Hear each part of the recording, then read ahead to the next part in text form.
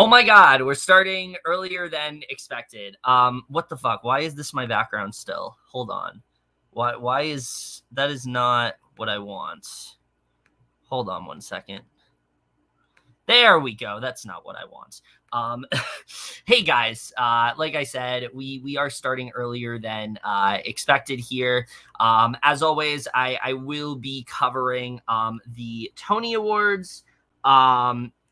As I always do for this year. I'm very excited to see how everything does turn out. I was planning on expecting to go live around like 7:30, but I was told that, oh my God, they are doing something on Paramount Plus like an hour before. So I guess I'm just going to go live now. We'll get more into my predictions, but I want to see what's going on Paramount Plus first. As you guys can see, I'm surrounded by all of the musicals nominated for Best Musical. I always get excited when the Tony Awards is happening, even when it sucks. I wasn't a big fan of like last year's, for example, because it didn't feel like the Tony Awards, especially with like all the changes that they had made and whatnot, it airing way later than usual. It just felt kind of weird to get the Tony Awards, but it feels like this is like officially Tony Awards. It feels like we're kind of back into the swing of things. So I'm excited to see what we do end up getting, but we're going to go ahead. Let's see what's going on right now. Also, I do want to preface this right now. This is a reactions video. This is not a live stream of me showing what happens throughout the night. It's a reactions video. That's the point of this. So I don't know. Something just won.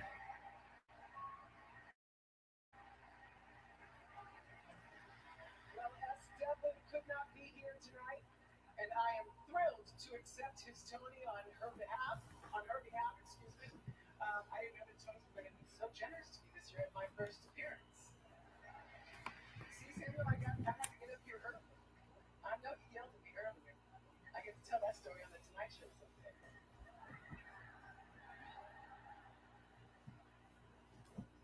And the Tony for Best Scenic Design of a Musical goes to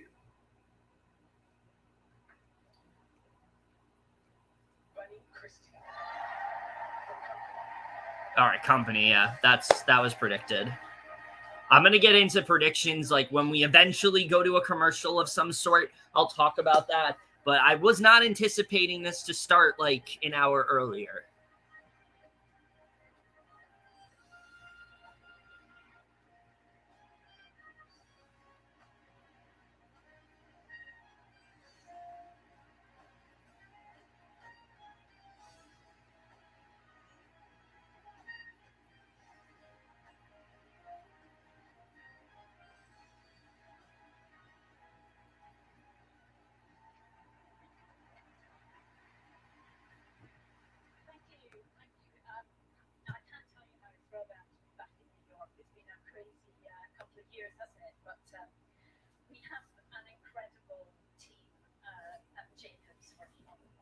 Company definitely is going to win a lot of things tonight, I feel like.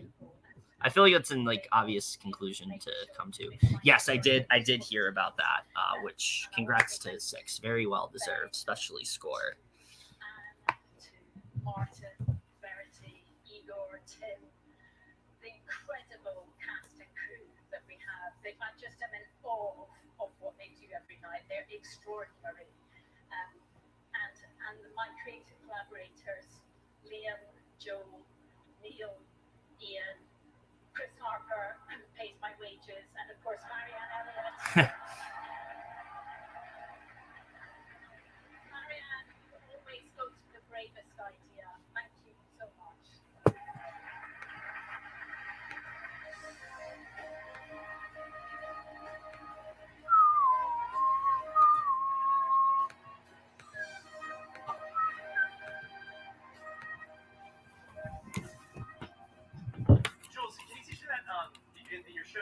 Okay, so Darren, Chris, and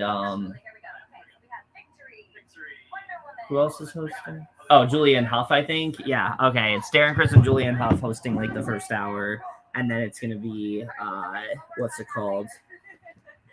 Right now, we want to welcome a past nominee for featured actor in both same season, mind you. From Choir Boy and Ain't Too Proud, please welcome the brilliant Jeremy Falk.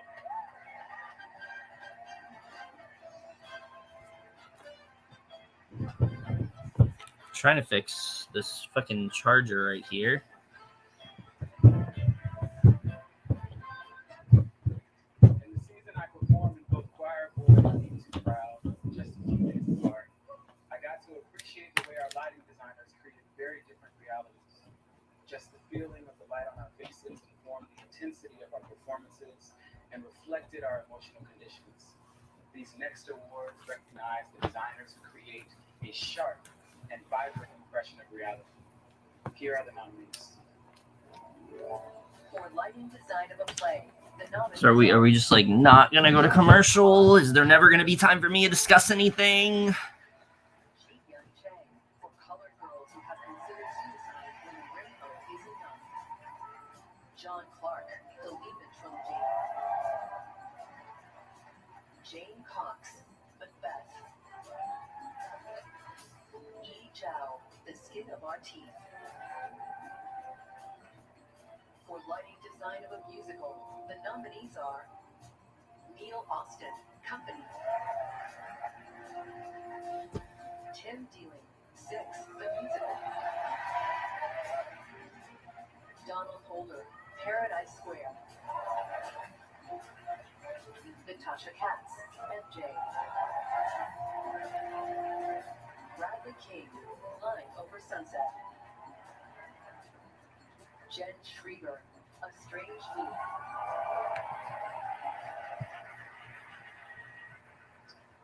For Best Lighting Design of a Play, the Tony Award goes to John Clark, The Lehman Trilogy. As usual, I don't know what that is, so I don't have much to say. First Tony win for John Clark. He was previously nominated for his lighting design in The Inheritance.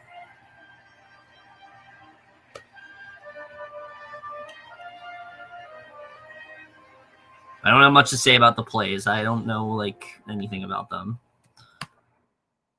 It's an extraordinary pleasure, privilege to light Lehman Trilogy here on Broadway, and it's a real honor to be standing here at the Radio City Music Hall.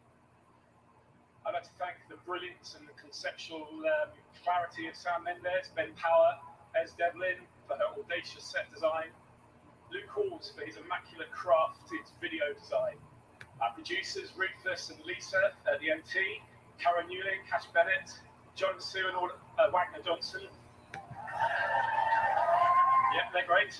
Aurora and Aurora Productions, Jim Lever, our irrepressible British production manager, and a crack Broadway lighting team, my associates Rob Casey and Gina Scher, programmers Grant Wilcoxon and Kevin Wilson, our electricians Dan Coey and Ronnie, and the whole Nederlander lighting crew, and all the technical staff there, our stage management, Sid, David, everybody on the show. We wouldn't be here if it wasn't for the original lighting team at the National Theatre led by Laurie Clayton. I'd like to say hello to my family back home, Gail, Alice, Martha and Nell. And thank you very much.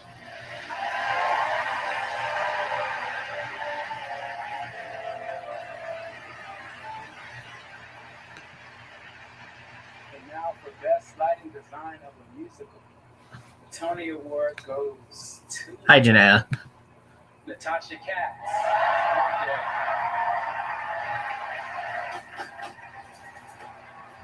Natasha Katz has lived the performances of everyone from Bette Midler to Mike Tyson. She's been nominated for... Oh wow, MJ. Okay. I mean, I heard people say MJ was probably gonna get some things, so I did watch Waiting in the Wings like prediction video earlier, so going off of that. Subscribe to them, by the way. Great stuff over on that channel. Thank you to the American Theater Wing and to the Broadway League. This is really quite an honor. And after these last couple of years of sort of being in isolation, it is such a gift to be back in watching Broadway shows and going to see the theater again. And the love of the audiences have been absolutely overwhelming, and I have cherished every moment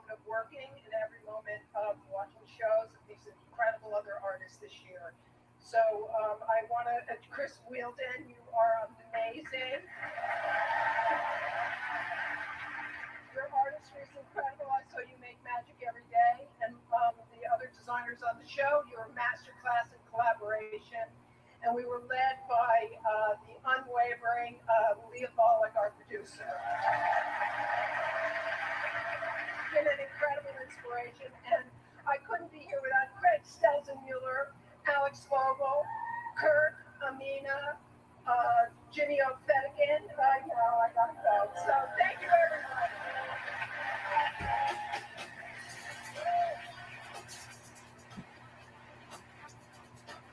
All right, let's see what's next.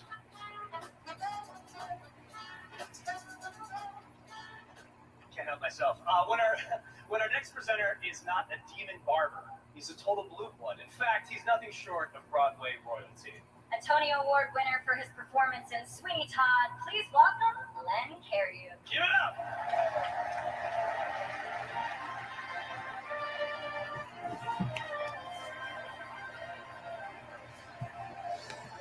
Yeah, no, last year was just very much like last year was very much just like they were trying to make up for the fact that it was late, but also that they didn't have a lot of content, so they threw in like all these like sort of like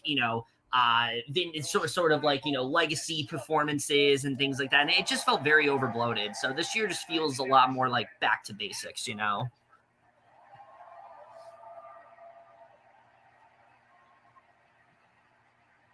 Oh shit, Lifetime Achievement Award. I have to say that there was no one with whom I'd rather run a cutthroat business with. When we first met at the first rehearsal of Sweeney Todd, I was very excited and admittedly a bit in awe of the most incredible credentials that she had and sparkling lifestyle. And she had been an actress for 35 years by that point, and she'd already won 3 Tony Awards. Sweeney would be her 4th. Angela's extraordinary 75-year career was marked with many joyful moments on stage. Here are a few highlights. In 1957, Broadway audiences met Angela Lansbury for the first time. Less than a decade later, she received her first Tony Award for her star turn in Maine, and then won a second for her performance in Dear World. This was a glorious honor, and I'm deeply grateful for all of you who have given it to me. Her unforgettable turn as Mama Rose in the first revival of Gypsy earned her a 3rd Tony Award, and she received an award for her iconic creation of Mrs. Lovett in Sweeney Todd.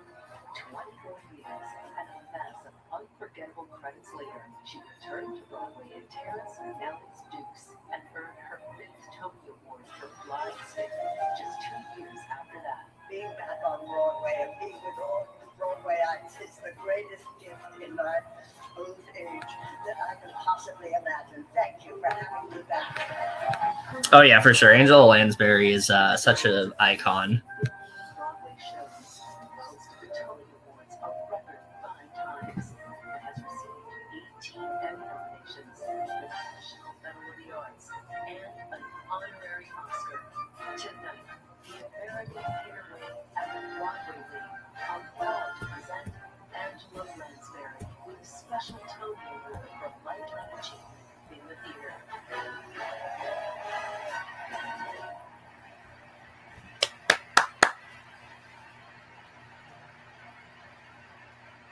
Unfortunately, Angela couldn't be with us. I accept the special Tony Oh no. on her behalf. And now,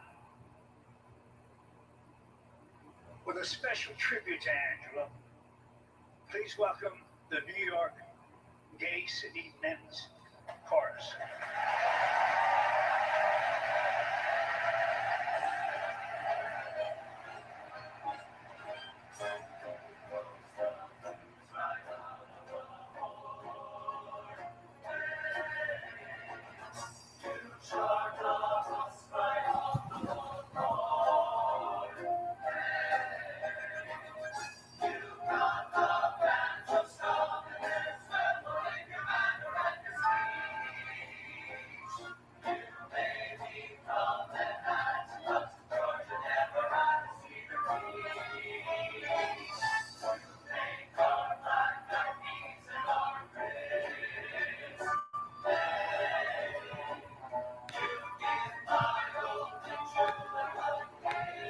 I have no idea. I really was hoping we'd get like a good speech from her, but this is good. I like this tribute, even though it's only been like half a song.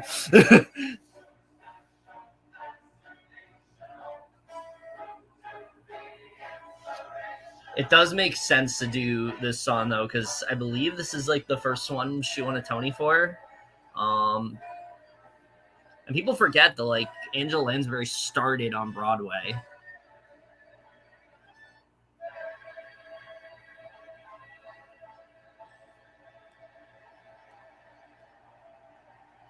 It was great. That's it? Oh, well. Okay, good. Finally a commercial. I was about to say, this is not a very live stream friendly act one, because I don't have time to talk, but now I do. So this is what I will say in regards to tonight. I feel like tonight it's going to be pretty similar to last year, where the majority of things that win are probably going to go to a strange loop.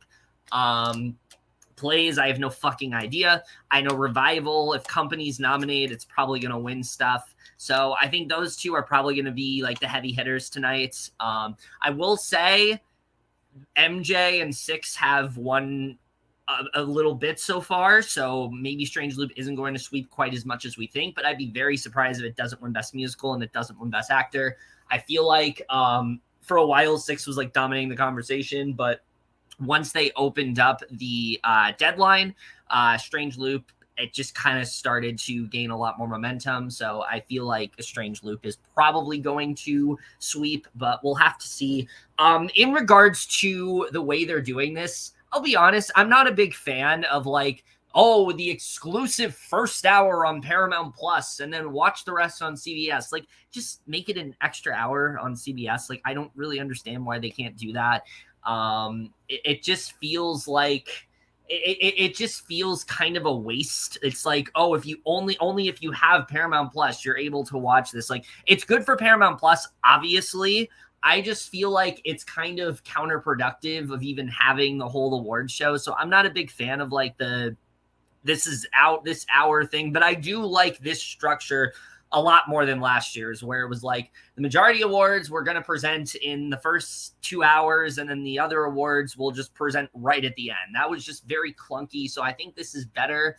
But it does feel weird to have Darren Criss and Julianne Hough hosting only the first hour, and then it's going to randomly be and the rest of it's going to be hosted by Arianna DeBose, which very happy that she's hosting. I think that what a fucking year that she's had too. Like it's crazy that she's hosting this. She's she just came off the heels of an Oscar.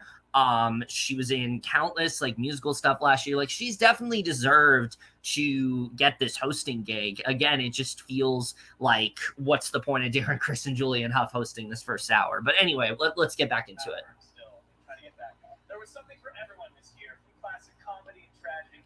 Like, they're doing a good job. It just feels random. New places have been made at the table, and the result was remarkably rewarding for theatergoers, and performers. And it's always a pleasure. I do apologize for missing like the first like 12, 15 minutes or so.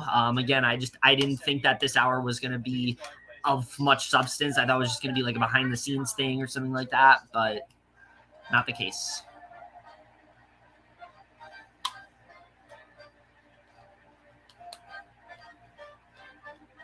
Sound design.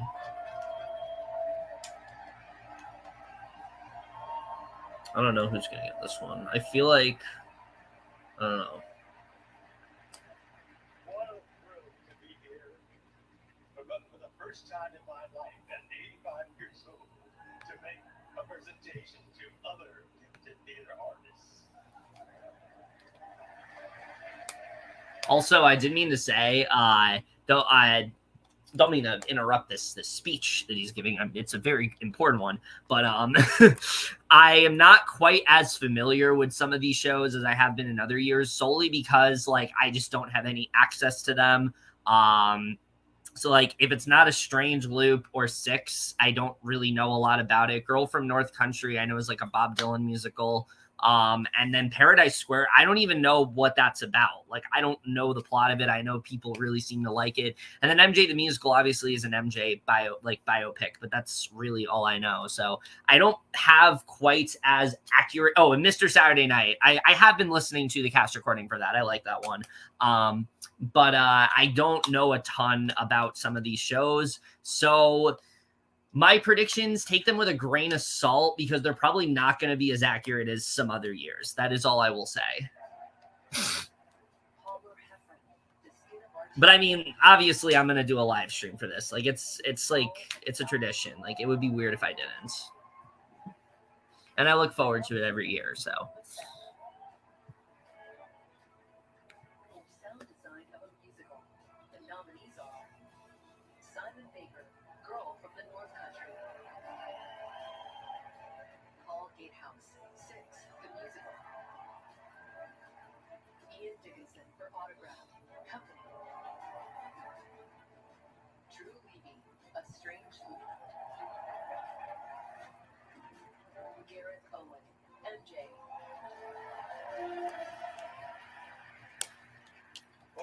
Probably going to be MJ or Strange Loop. Sound of the play. The Tony Award goes to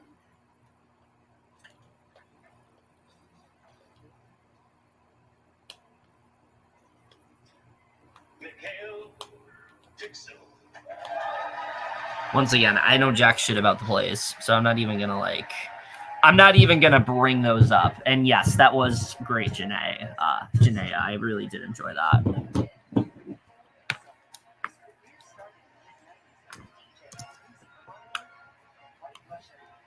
But yeah, when it comes to plays, don't even. Like, I never know anything about them. And much less this year.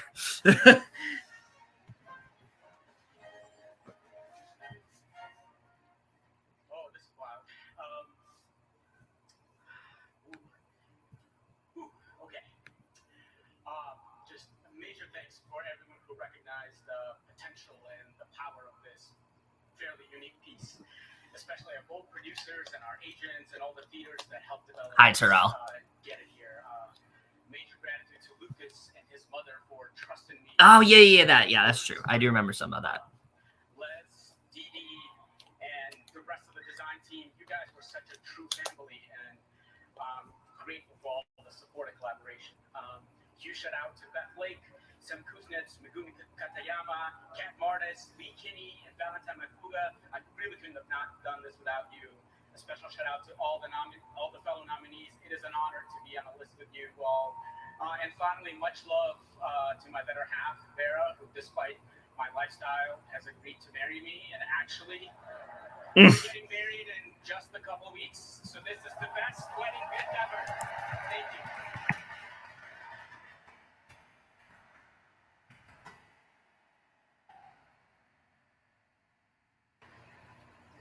And the best sound design of a musical, the Tony Award goes to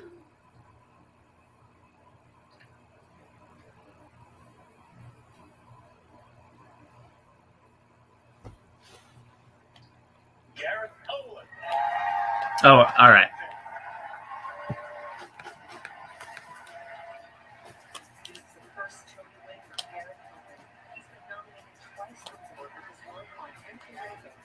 Okay, wow. MJ's doing really well, actually. Wow. Is MJ going to upset? I mean, it's certainly possible. I feel like I was like writing off that show, thinking it wasn't going to be that great, and now it's like winning stuff. I don't know. I need the fucking cast recording to come out that I can actually judge these.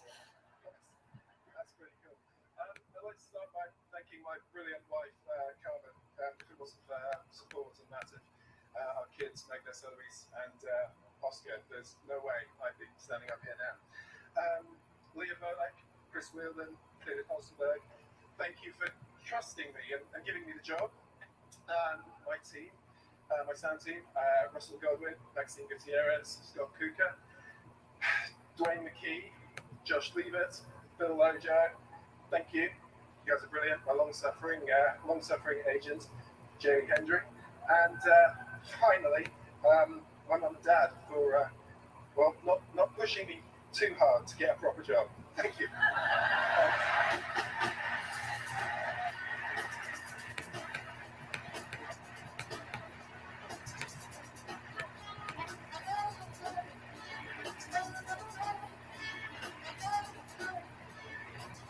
And now, an actor who made his Broadway debut in Priscilla, Queen of the Desert.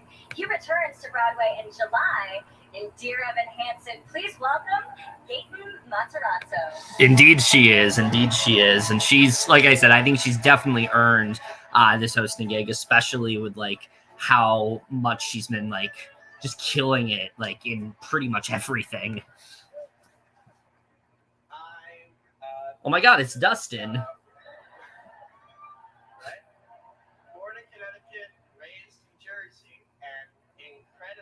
I always forget that he's like a thespian. Like he's well equipped when it comes to like theater. But he very much is. So is Caleb McLaughlin. By arranging music to add color and vibrancy, they support the mood and make it possible for an orchestra to express the inner feelings of our characters. Here are the nominees for Best Orchestrations. David Cullen, Company. Tom Curran, 6, The Musical.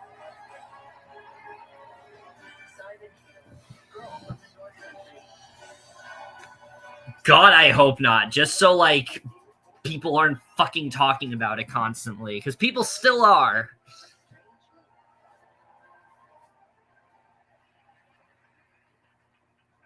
And the Tony Award goes to Simon Hale, Girl from the North Country. Oh wow. Okay. That's another one I just haven't taken seriously. Should probably listen to that cast recording finally.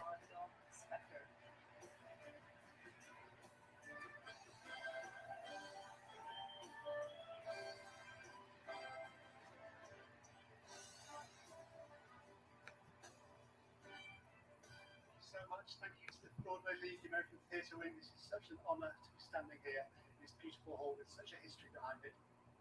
I want to thank Tris Baker, everyone at Runaway Entertainment. I want to thank Mandy, Oscar, Public Theatre, and Aaron, and everyone also at Foresight Theatrical in New York. Yeah, I know that. I'm pretty sure. On stage, singing so beautifully every night and bringing such joy to it. Thank you to Marco Begier, Marianne, Martha, and Andy and Marufus. You truly are a band. Thank you. And I want to thank my family, also Claire, Ben, and Anna. And I want to say a big shout out to my dad, who's also a Tony, which is pretty cool.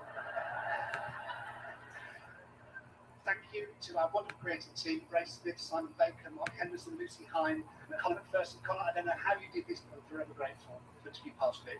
And also thank you to Jeff Rosen and to Bob Dylan for allowing us to reinvent these songs for the purposes of Girl from the North Country. And just to finish with some words of Mr. Bob Dylan, who is rather good at words, as we all know. And what he said represents to me as an artist and being part of this wonderful community. All I can do is be me, whoever that is. Thank you very much.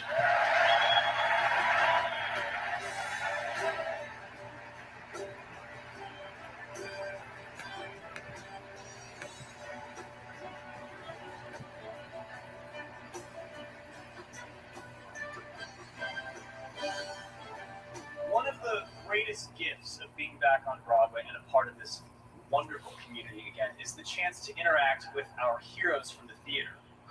And our next presenter is definitely one of mine. I just met backstage. Please welcome two-time Tony winner, Bebe Neuwirth.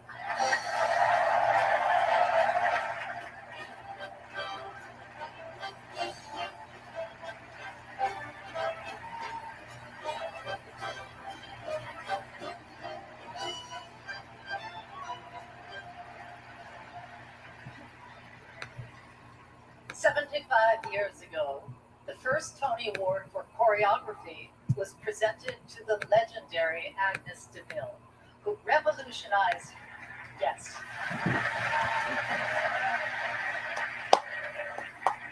She revolutionized musical theater by filling a space with movement that both conveyed character and Ms. DeMille inspired generations of choreographers who followed in her literal footsteps, often duplicating and building on those steps to express ideas that cannot be spoken or even sung. Here are the nominees for Best Choreography. Camille A. Brown for Code Girls Who Consider Suicide when the Rainbow is a Note. Lauren Carlisle, The Music Man. Carrie Ann Omri, Six, The Musical. Bill T. Jones, Paradise Royal. Christopher Wheeldon, MJ.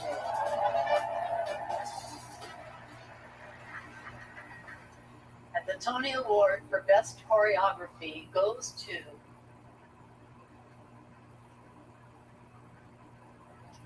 Christopher Wheeldon. My God. Okay, I mean, that one's not surprising because it's MJ. So, like, it makes sense to get choreography, but, like, MJ's getting a lot more than I thought it would. I mean, look, technically, Michael R. Jackson is, I believe, the one who wrote the book for Strange Loop. So it's like, either way, a Michael Jackson's winning. I just didn't think it was going to be this one. It's scary up here, you guys. I need this. Thank you, American Theatre. Kind of similar to last year, though, where like I feel like people thought Jagged Little Pill was going to sweep, and it was Moulin Rouge. So it's just interesting. This happened, starting with the great Lynn Nottage. Making history this evening, nominated for both play and musical, are inspired and intrepid lead producer Leah Bollock and lead producing team John Branca, John McClane, Karen Langford, and Michael David. I share this with the brilliant Richard Tone Talluega, early collaborator Martha Nichols, and of course my incredible associates Michael Valderrama and Thomas Keane. I couldn't have done this without you. Thank you to all the cast members through Workshop to Broadway for your inspired work, our exceptional design and music team, and our stage management crew at the Neil Simon Theatre. Ross, my husband, full disclosure, I have the advantage of being married to an excellent meditation teacher, which is great when you're putting on a musical on Broadway. Miles Roth, you were destined to be a star. Thank you for being a part of this incredible journey. Finally, I'd like to pay special tribute to the swings and understudies who have kept us on Broadway this season. I bow to you. Thank you. Thank you very much. Thank you.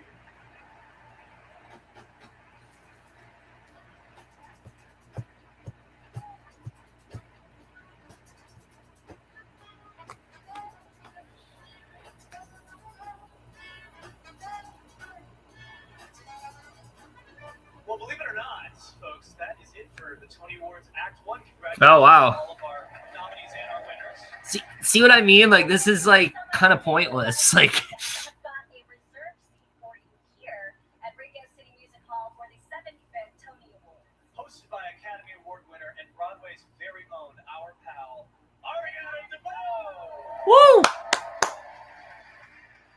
And for the first time ever, the Tonys are live on the West Coast. And this is a very Oh, wow. important moment for all the folks at home. Paramount Plus Premium subscribers, head to Live TV and select your local CBS station to stream the 75th Annual Tony Awards live at 8 p.m. Eastern, 5 p.m. Pacific. Did you get that? You don't want to miss that. The rest of you, go to CBS, and we will see you there. Great night, See you everybody. there. All right. So, yeah, like I said, I just found this first hour to be kind of pointless. It didn't, like, I don't understand why they couldn't just add an extra hour onto the award show and whatnot, but it's fine. Like, the wins that we've gotten are surprising, I think. I was not expecting MJ to get as much as it has so far. Obviously, like I said, things like choreography, like that was obvious. But,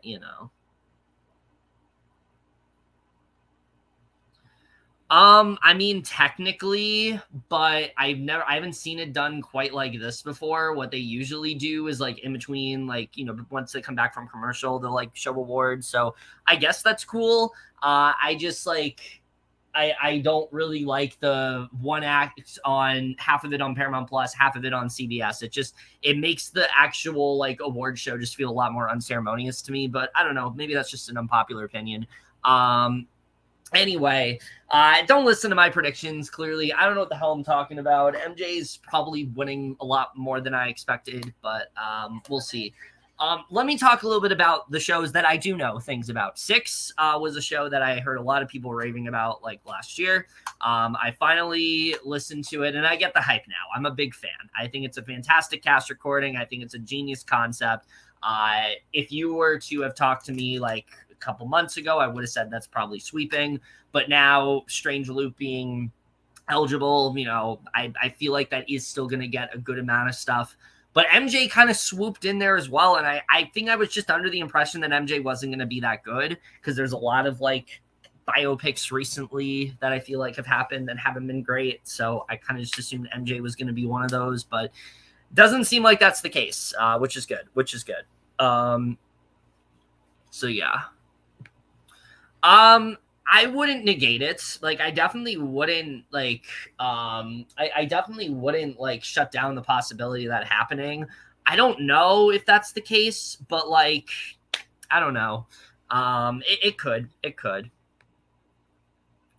Yes, this is exactly why, because of how terrible Diana was. I was like, MJ's probably going to fall victim to the same type of curse. So, like, that's kind of why I didn't think MJ was going to be that good.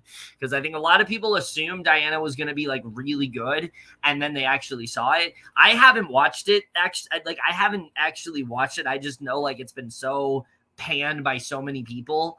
And I kind of do want to give it a watch eventually, but mainly because of how people felt when it came to when it came to Diana. That's like the main reason why I wasn't expecting MJ to do as well.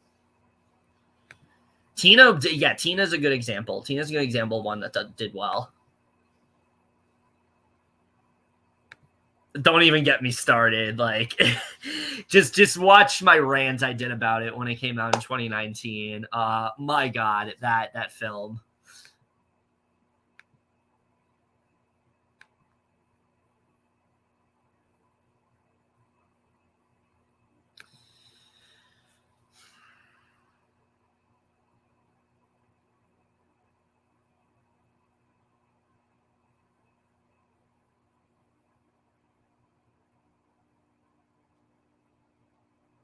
Oh my God, 60 Minutes is ending, which could have been the first hour of the Tonys, but whatever. I guess we need that.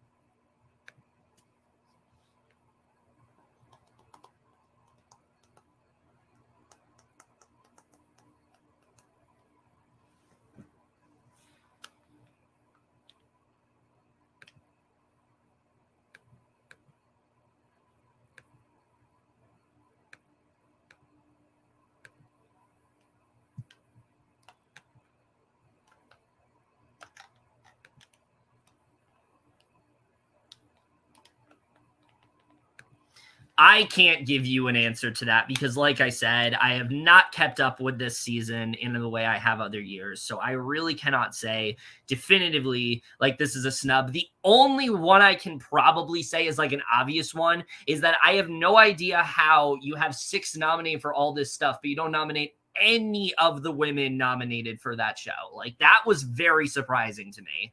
But that's like the only one I could really say because, like I said, I have not kept up like I have in other years.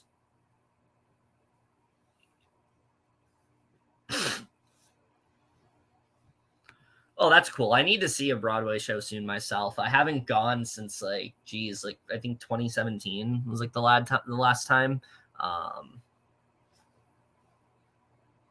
No, I wasn't surprised Funny Girl got snubbed. After all the like reviews and things like that, I was expecting for it to not be in there. I was at least still expecting Beanie Feldstein to get in there.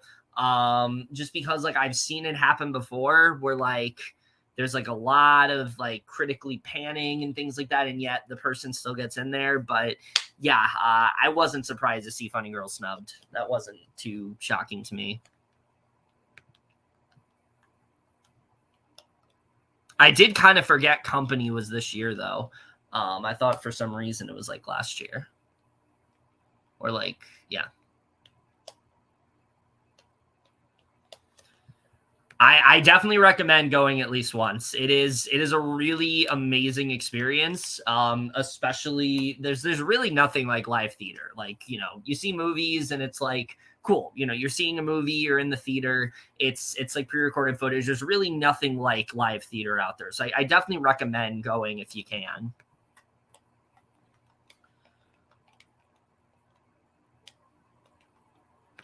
Oh yeah, that's like the most obvious win. Like there's like no competition whatsoever. I feel like The Music Man, a lot of people say, well, it's just a really good adaptation of The Music Man, but it's not really anything special. And then Caroline or Change, I have heard good things about. I just feel like a lot of people didn't see it. So yeah, I think Company, I mean, not only the fact that like, you know, not only the fact that Company, like, you know, was like gender flipped and things like that, and that kind of changes the whole you know, feel of the show, and that's really cool what they were able to do. The way it was basically like there were a lot of new things they need to add to it, but also the fact that it's the last existing book that Stephen Sondheim worked on. I think it has that going for it as well. So Company definitely is winning Best Revival. Like there's no question about it. I could see that. I could definitely make an argument for that. I don't think 6 is as big as Hamilton for sure. I think that 6 is going to get there, but I don't think it's there yet. So, you know, I don't know.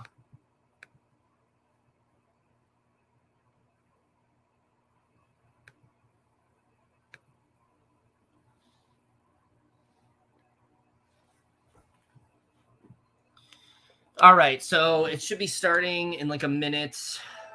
We're getting a car commercial right now. Oh my God, here we go. A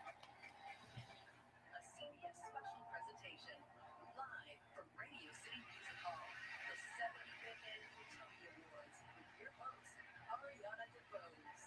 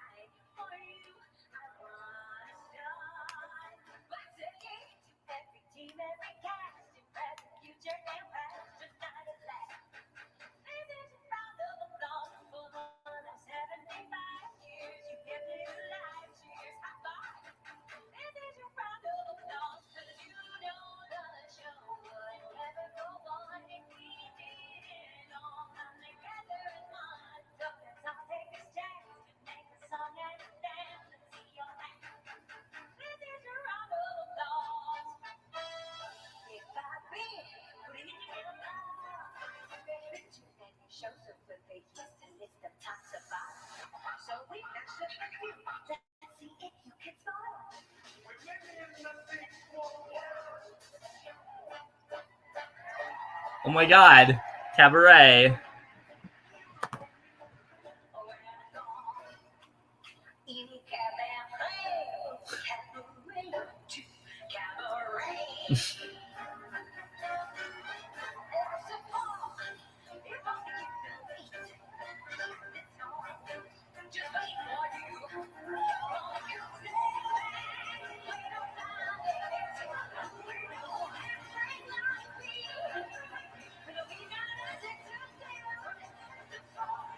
This is cool.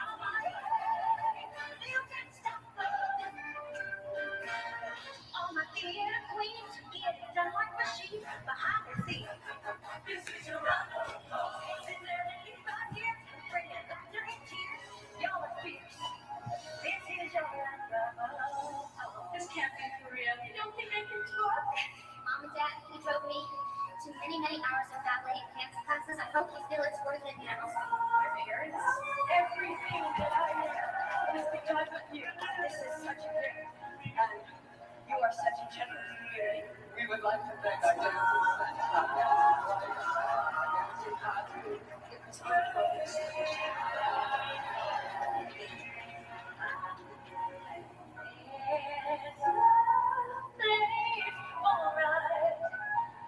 to thank all the shoulders strong and brave, courageous, weight that I am standing on. It's for girls. That just seems to be the biggest obstacle into conversations.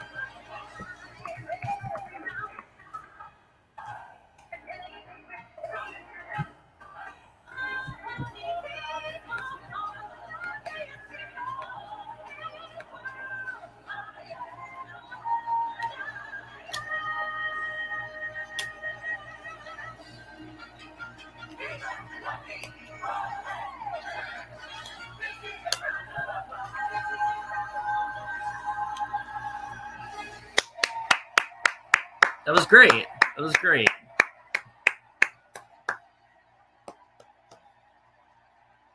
See, now that's how you celebrate Broadway, not what they did last year with all these random like legacy performances. Like this is the way to do it.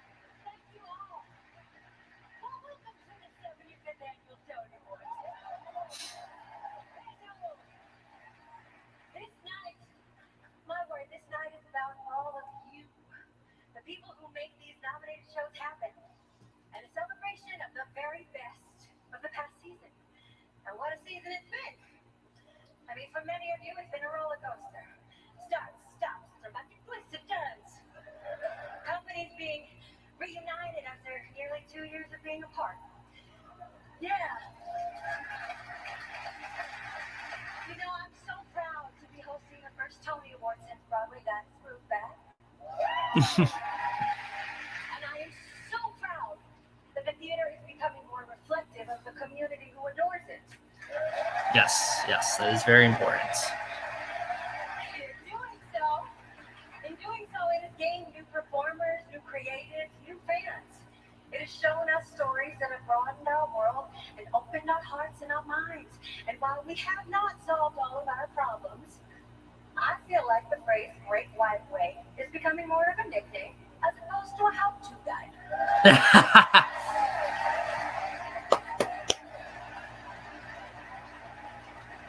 And here's why. This season featured new shows written by 7 Black playwrights.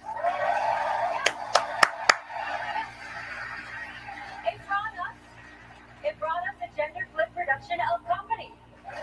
Yes. And tonight, Blake Nottage is the only playwright ever to be nominated for both Best Play and Best Book of a Musical in the same season.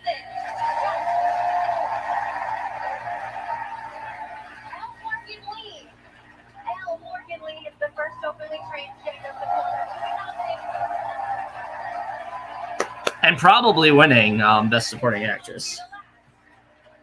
Scenic designer Adam Rigg is the first out a gender nominee. Composer Toby Marlowe is the first non-binary winner. Well, not supporting, but you know what I mean. That's like featured. And last but certainly not least, both Lena Horne and James Earl Jones are having theaters renaming the ribbon. So yes, my friends, those are steps towards inclusion. Tonight, we are also celebrating 75 years of the Tony Awards. We will have some special reunions, tributes, and unforgettable performances. So,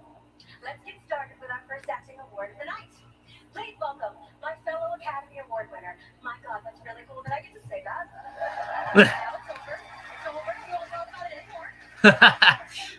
My girl Jessica Chastain and Tony-nominated actor and playwright, my friend Coleman Domingo.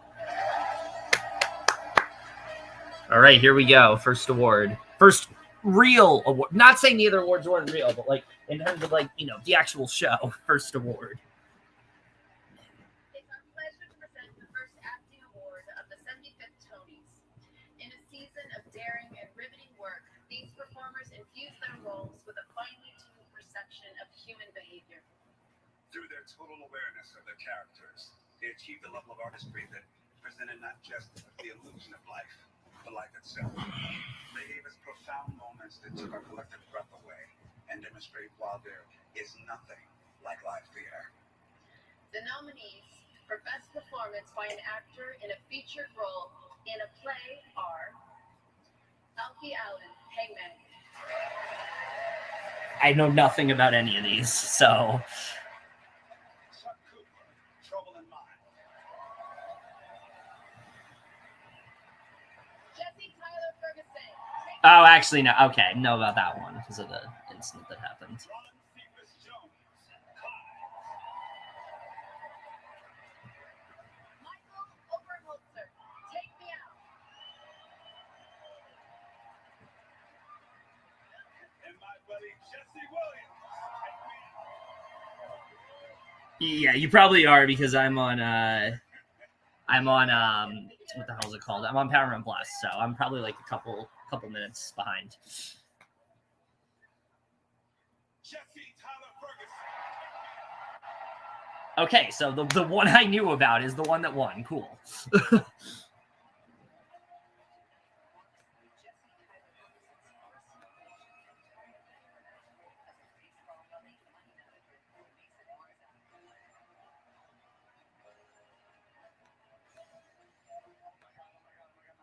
So fast.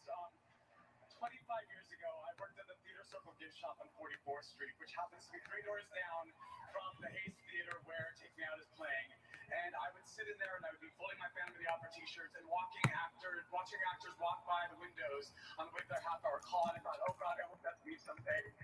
So to stand in front of this community that I admire and love so much just means so much to me. I cannot believe I get to do this for a living.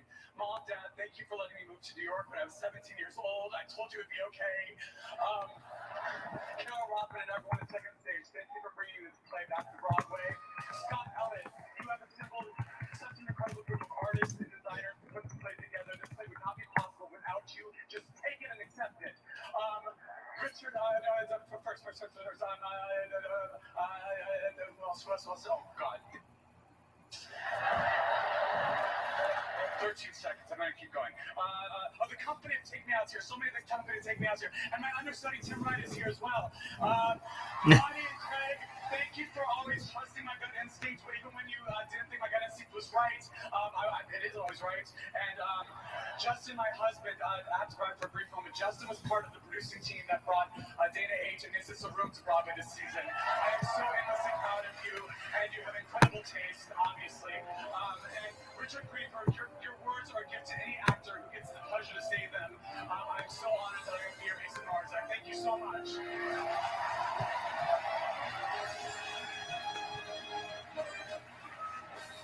Please welcome two-time Tony Award nominee Patrick Wilson.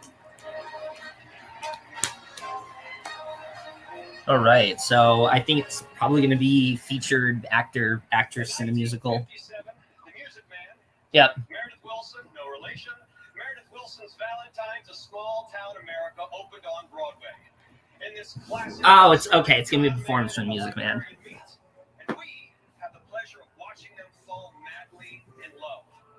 Our first nominee, best revival of a musical, this treasure gem of the American theater is back in a joyous production currently at the Winter Garden Theater. Please welcome Tony winners and nominees tonight, Hugh Jackman and Sutton Foster. And the company, Music Man.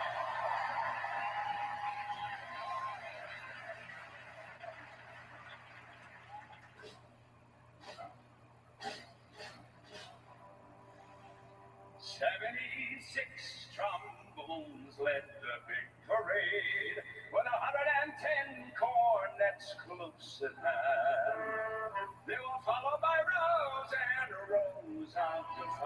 the virtuosos, the cream of every famous band.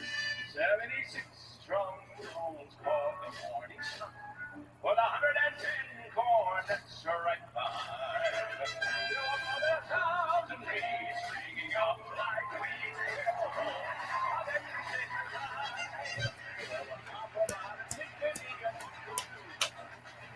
Oh, there they are.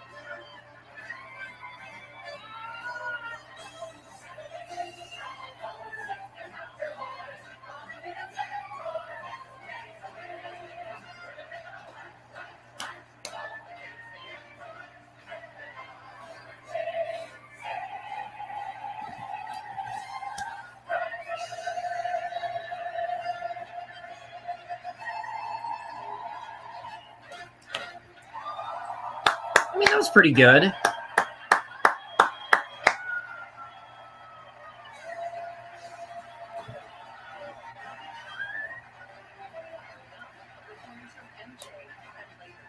So I can see why people are saying like Music Man isn't anything that special, because it like that was fun to watch, but nothing that really screamed to me like, oh, this is gonna win all the awards and things like that. Very like basic choreography. Looks like a fun show, but I can see why like people have not really put a lot of stock into it for like best revival. Fun performance though, definitely enjoyed it. Yes, Arianna DeBose's opening performance was phenomenal. I thought she did a great job covering all these different eras of musicals, and then all the different like clips of like people who have won before. It was just a perfect encapsulation of what the Tony Awards are all about. Kind of showing us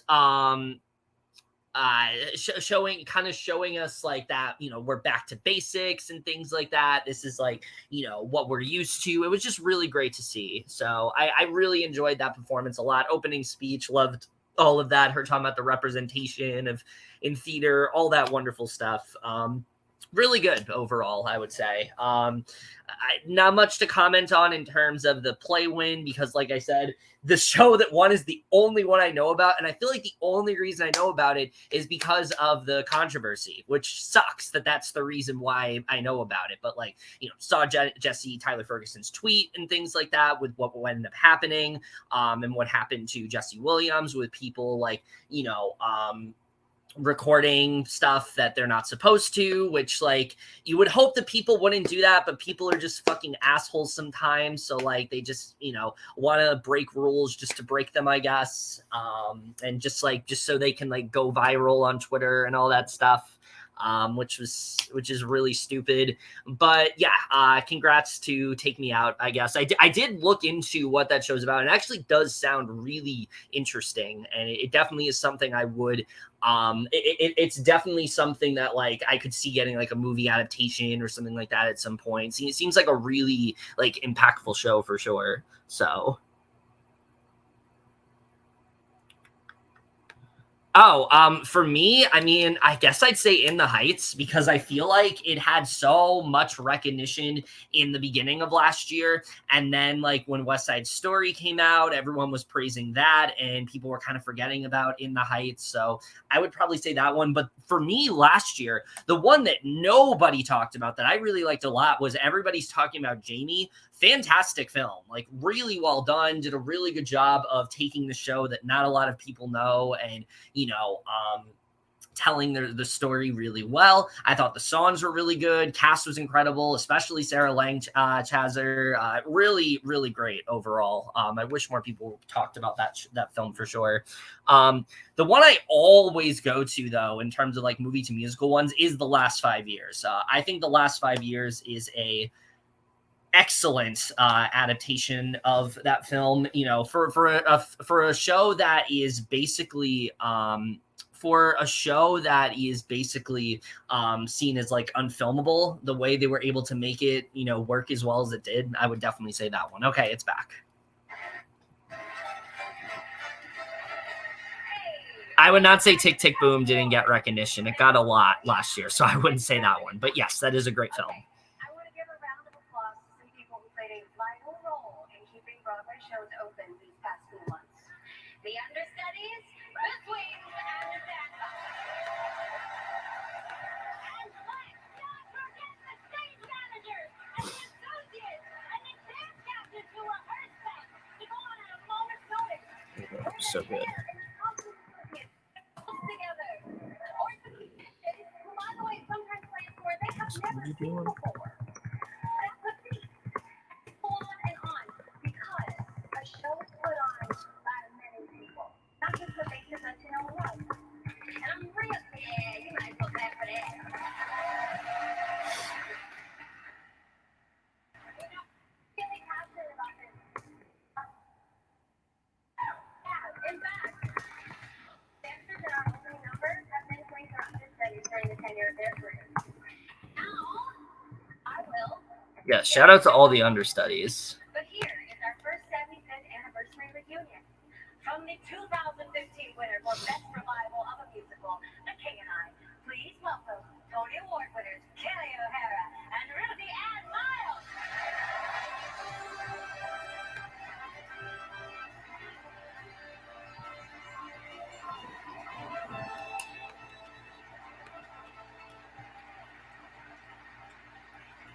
Juanita Hall, Gwen Burton, Priscilla Lopez, Audra McDonald, and my friend here, Ruthie Ann Miles, are among the exceptional artists whose stellar work has been honored with this next award. Are we doing revival in a musical already? Oh, featured actress. Okay.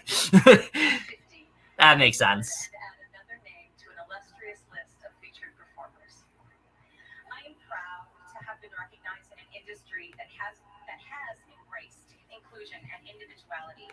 This year's nominated artists include past Tony Award winners, first-time nominees, and a trailblazer who has been hailed as the first openly transgender performer to be nominated for.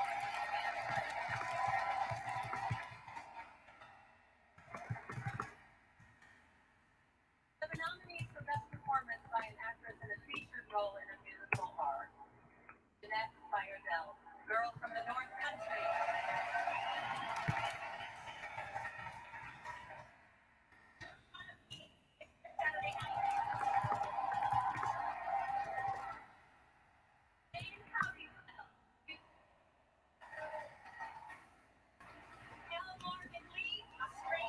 So this is going to Patty or L. Morgan Lee. I think it's going to be L. Morgan Lee though.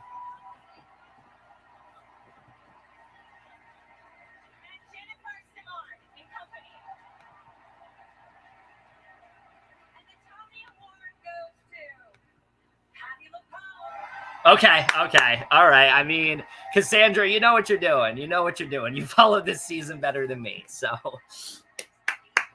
congrats, Patty, though. Obviously, great win for Patty.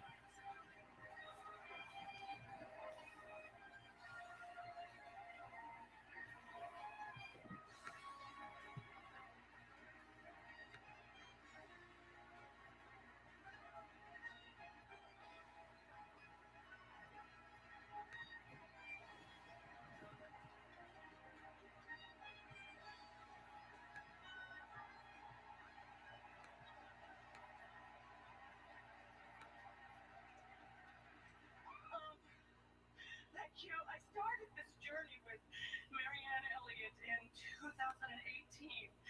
4 years, 2 countries, a seemingly endless and extremely vulnerable lockdown, 3 different viruses in 3 consecutive months, and 2 sublime casts. And so a loving shout out to my British castmates led by Rosalie Craig, who were the first actors to realize Marianne's gender-bent vision. An equally loving shout out to my hometown castmates led by Katrina Lenk.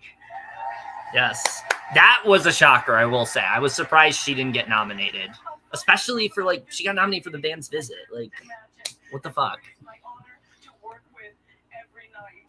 Thank you to the stage managers, the backstage crews, the front of house, and the Gielgud and the Jacobs, especially those 2 dressers who have shared my life and my dressing room for so many years through all kinds of weather. London's Murray Lane and New York's Lyle Jones.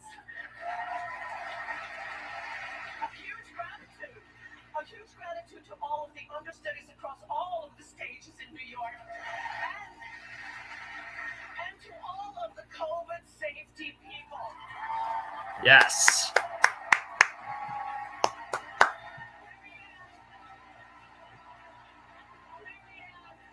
Marianne, I will follow you for the rest of my life wherever you lead.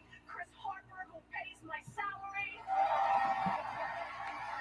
You are my one and last producer, except for David Stone, Jeffrey Richards, and Andre Bishop. Matt and Joshua, I love you. My lifelong friends, Ditto Dolls, I love you all. Thank you.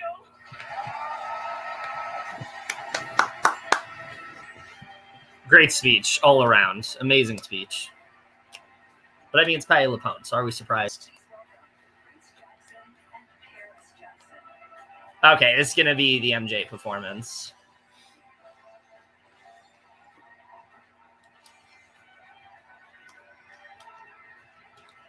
A lot of people seem to think our dad, Michael Jackson, changed popular music forever. And who are we to disagree? But what people may not know is that he loved musicals, on film and on the stage. That's why we are so incredibly honored to introduce tonight's first nominee for Best Musical, MJ, which using many of his iconic hits looks at the complexities and brilliance of our father's process.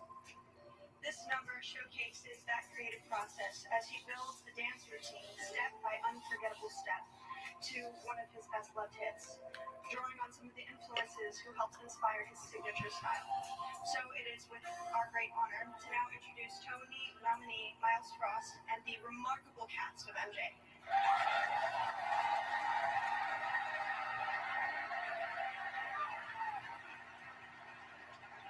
Looking against simply to just a center spotlight. One by one, I invite my dancers onto the stage. We meet Fred Astaire, the Nicholas brothers, and Bob Fosse.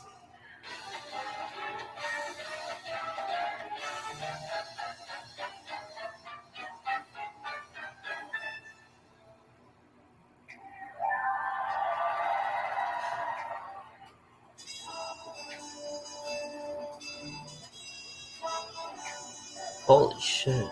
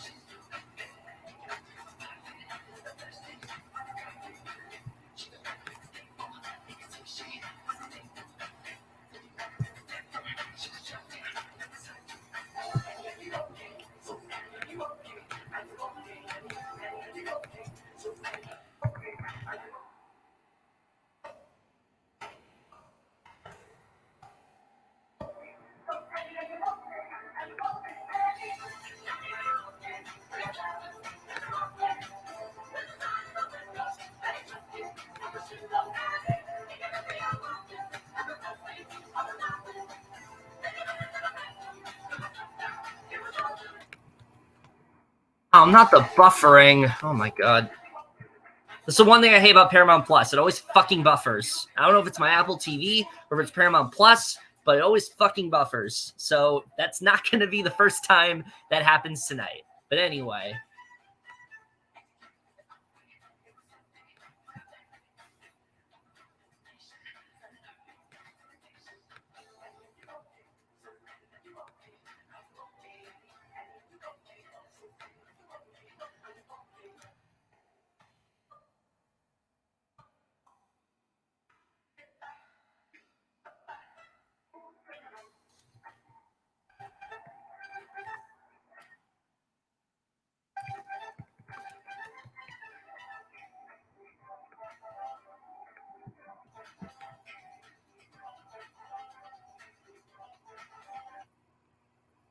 Oh my god. It hasn't been doing this, and now it's doing this. That's great.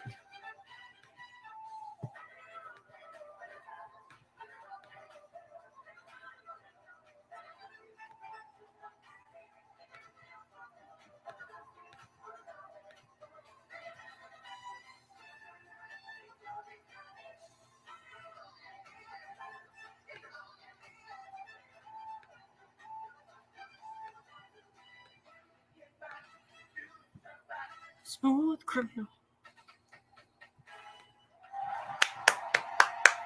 Oh, that was great. That was great. I absolutely love that.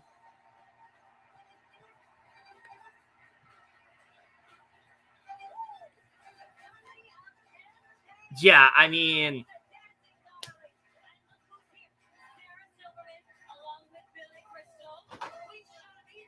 look, I knew that was probably going to be really good, but oh my god, like the choreography, the production design, that seems like a great show. Like I can definitely see why it's getting the awards that it has, because that seems like such a great show. The guy who's playing MJ seems like he's got all of that down pat when it comes to the voice, when it comes to the dance. All of that's fantastic. So I love that a lot. That was a great performance. Yeah, I mean, you called it. Patty did win, which I'm not too surprised about. It's Patti LuPone. From what I understand, people have been wanting her to play this role for like a very long time. So like, you know, it's something that mattered a lot. This wasn't just like a random like Lifetime Achievement Award. This was something that like, you know, a lot of people have been wanting, and she really killed it. And I mean, Patti LuPone's in your show. She's probably going to get some kind of award recognition. And also, you know, just a good way to be like, fuck you to that woman who like wouldn't wear a mask. Like it's a great, it's a great little like, it's a great little fuck you to her as well. So that was an amazing video, by the way. And that's why we love Patti LuPone, because she's outspoken. She doesn't let things like that just happen.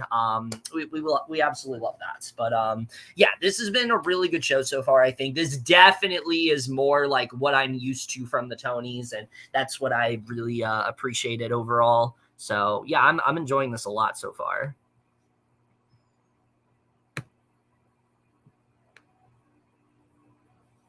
Yeah, the buffering's really annoying. I can't stand that at all.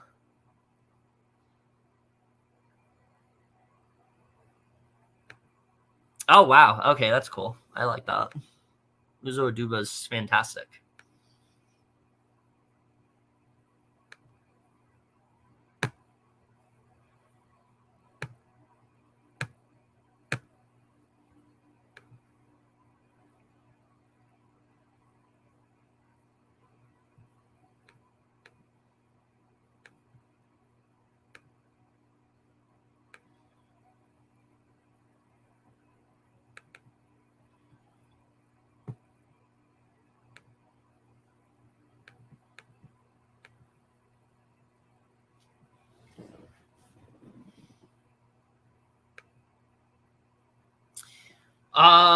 Let's see. What can I talk about? New comment.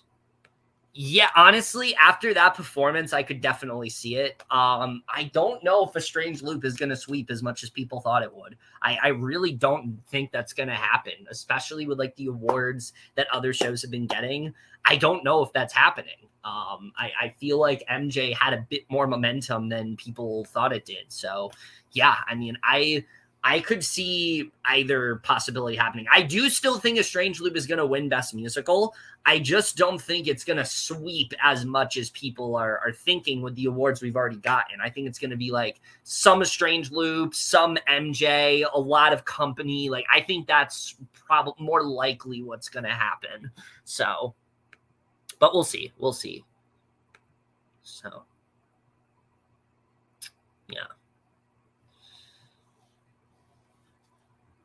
Anyway, how's everybody doing? We are currently, it's been an hour and a half already since I started this. So I'm excited to see how the rest of this night turns out. I think this has been a really good show so far. Like I said, Arianna DeBose has been a fantastic host all around. She's done a great job of keeping things interesting, but also, like, you know, shedding light on causes that are very important. Just a great host. I think if she can keep this up, she'll be one of the best hosts we've had in a long time. So I definitely love what she's doing. I could see 6 winning. I could.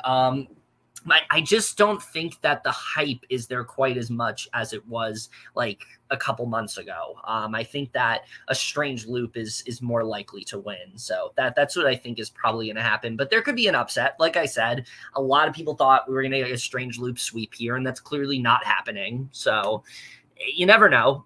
I'm not writing off anything at this point, especially, like I said, not really knowing much. In terms of like not really knowing much in terms of the actual season. I'm not going to try to make too many predictions.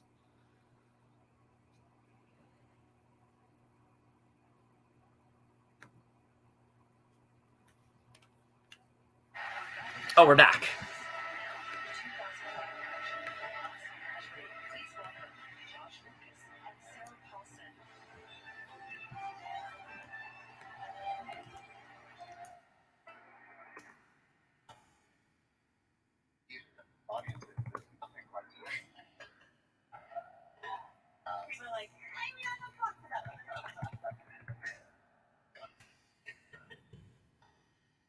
Pleasure for us to be reunited on stage. It's time to illuminate the contributions of directors. We both collaborated with artists to bring inspired ideas and solutions to a production, along with an openness to experiment. Their understanding of the actor's journey allows all voices to have respect and consideration. With energy and enthusiasm, directors foster an atmosphere of trust, encouraging the company and creative team to dream without inhibition. Designing within their vision of the play, they nurture and challenge performers to find and reveal the subtle, unspoken truth of their characters. The nominees for Best Direction of a Play are Liliana Blaine Cruz. Again, I have no opinion on these, so...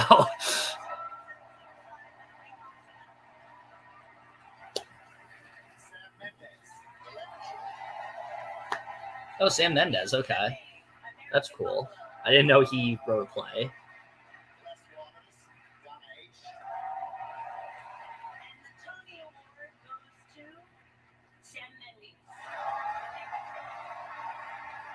Sam Mendes.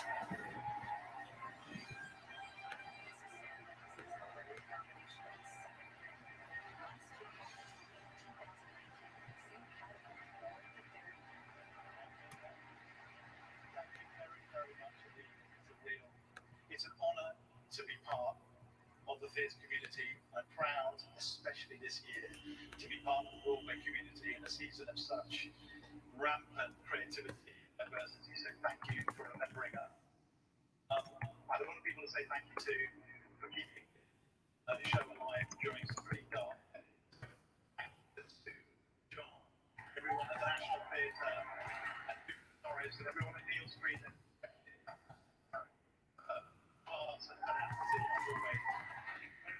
Collaborators to our Canada Bulldog and John Clark and the genius that is Ed Devlin, Luke Halls, to Stefano Massini for his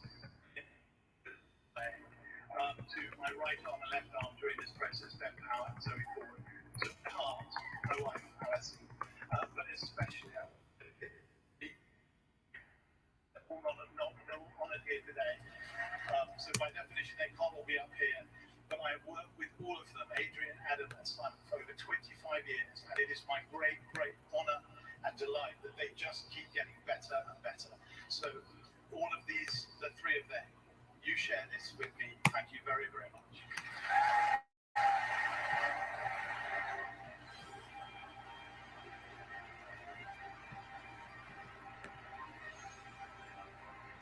And now, the visionaries who are the final arbiters of the varied elements that comprise. Okay, direction of a musical. This is what's going to determine it, I feel like.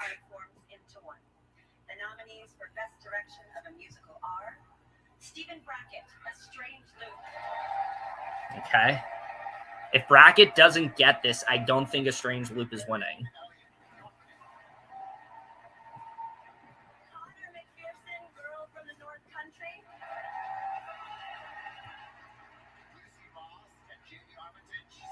This could go to Marion Elliott. Like, I could see that happening.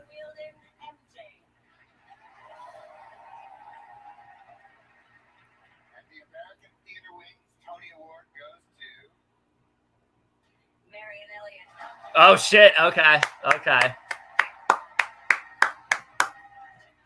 I mean, it makes sense. Like, the entire revival was, like, her idea, so, you know.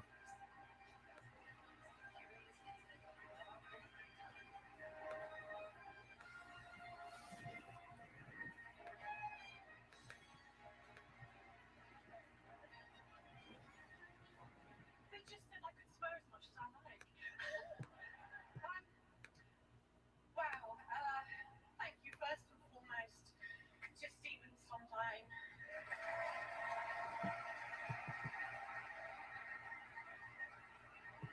For trusting me to tell his story in a different way and putting a woman front and center.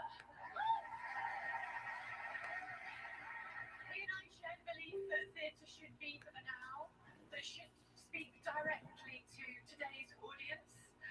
But to have collaborated with him so closely, to have made a show about New York on Broadway with New York's most important theatre maker of my lifetime is a privilege that I never would have imagined or even dared to imagine ever in my 4 days. Our industry has been through so much. It felt at times that live theatre was endangered. I want, therefore, to dedicate this award to all of you out there who's fighting for the survival of this beautiful, transportive, and essential art form. To every one of the talented and dedicated team who made this production happen, to our amazing cast, to Chris Harper, who pays my salary, to Nick Sidney and Orla Elliott Harper, to the Broadway League and the American Theatre Wing for this incredible honour. Thank you so much.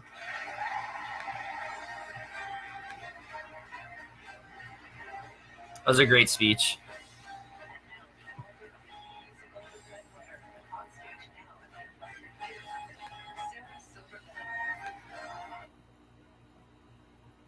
Oh my God, not the buffering again. Oh my God. Sarah Silverman's about to speak. I don't know what she's speaking about, but we're buffering right now. So I'm just going to filibuster until it comes back. Sarah Silverman, actress, she's might be nominated for something, might not. I don't know. I haven't kept up with this season enough to fucking know. My Paramount Plus is being weird, but what else is new? Might be because Paramount Plus sucks in terms of live TV. Might be because I need a new Apple TV. Might be a combination of both. I'm not sure. Okay, good. It's back. I can stop talking now. You guys don't have to hear my voice, at least for now.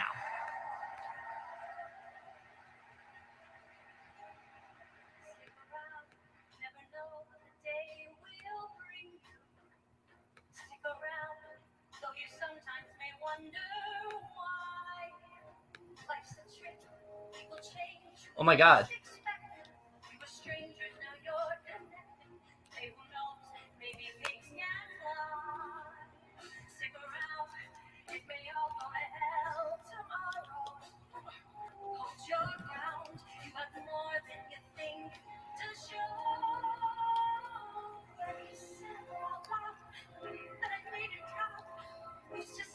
I did start listening to the cast recording of this. It's very good.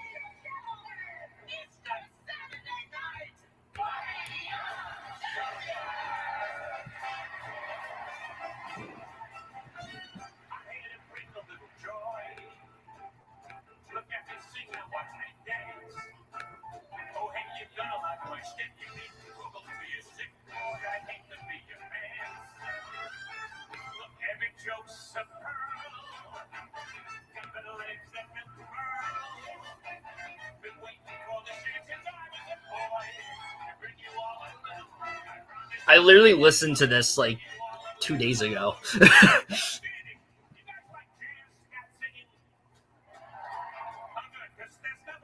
Yeah.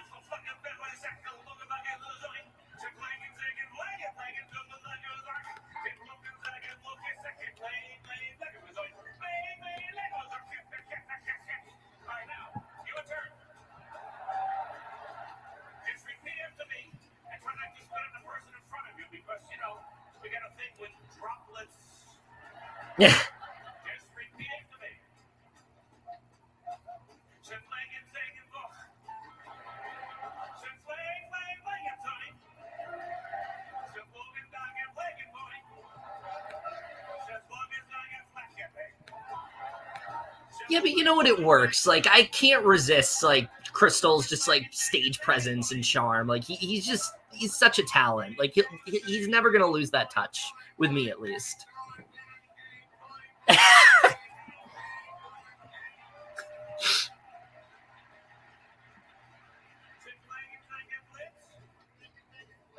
Oh my god.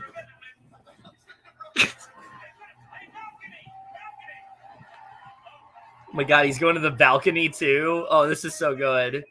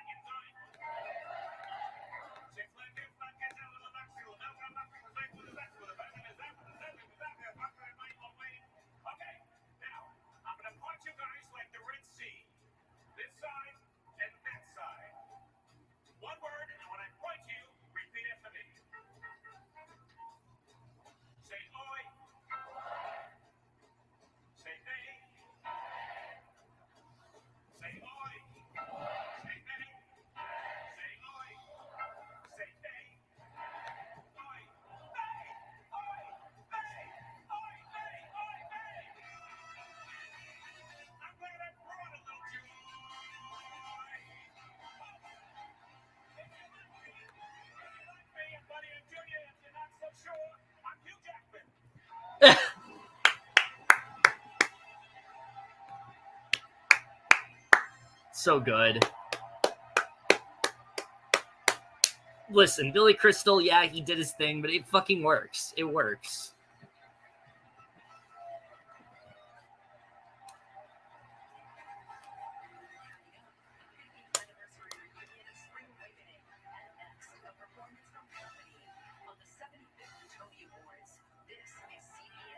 Oh, Company's next. Cool. Yeah, I mean, I think it's pretty clear at this point that Company obviously is winning Best Survival, but we already knew that. Like, that's not really a shock to anyone. In regards to that performance, I just had a lot of fun with it. Like I said, Billy Crystal's thing, it works. He knows how to work a crowd and all that stuff. So, yeah, I enjoyed that quite a bit. I thought it was a lot of fun. So, really, really good performance all around. What else is there to say? So we haven't gotten to featured actor yet. I don't know who, to be honest with you, I don't even know who the front runner is for that one. I'm going to look into it right now. Let's see. Featured actor in a musical. Oh, that's probably going to go to Matt Doyle and Company, I would assume. I don't really see it going to anyone else. Yeah, it's probably going to be Matt Doyle, I would assume. But we'll see what happens there.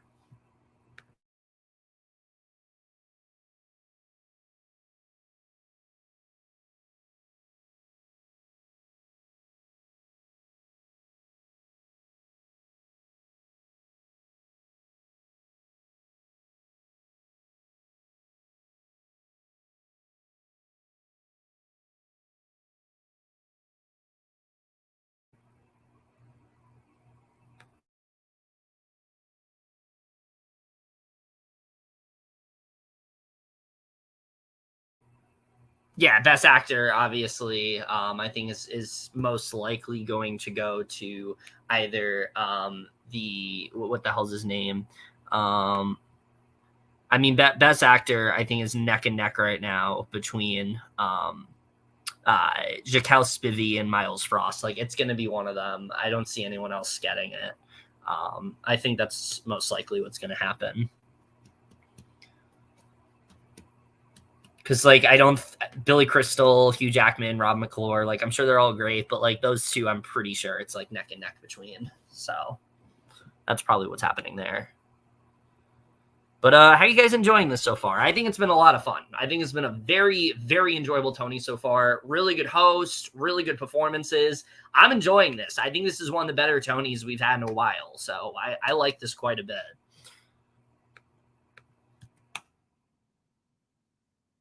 Also been a while since like I've enjoyed an awards show. I feel like I've been pretty harsh on them lately. So this has been a nice like change of pace to be positive on one for a bit. For a bit, not forever.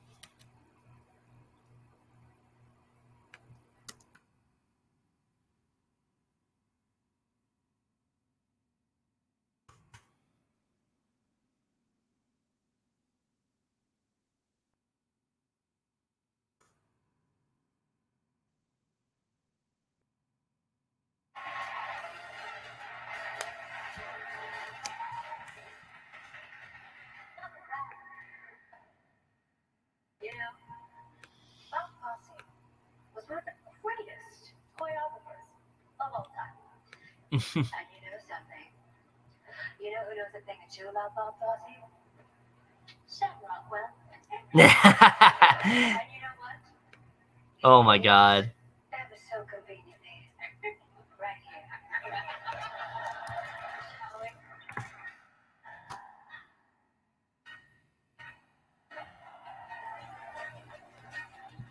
What is this?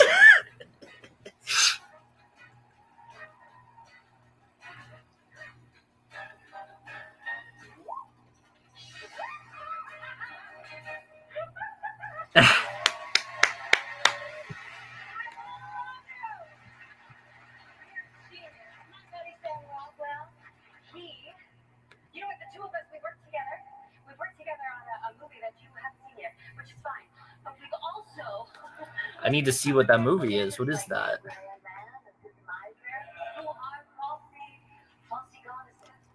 nominated tonight for American Buffalo. And guess what? His co-star, Lawrence Fishburne, he does an incredible Daddy Duck. Oh, that's the one. Argyle. Okay.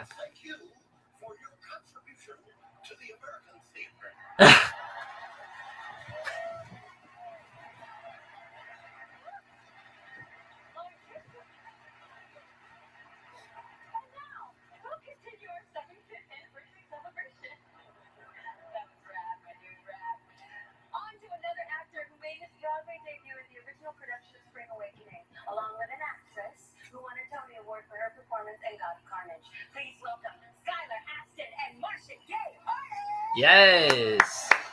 I still need to watch the Spring Awakening HBO thing they did. I heard it was really good. The entire community to bring Broadway back, to welcome almost 7 million theatergoers to a shortened season. The Broadway League celebrates the crucial role played by the COVID safety managers.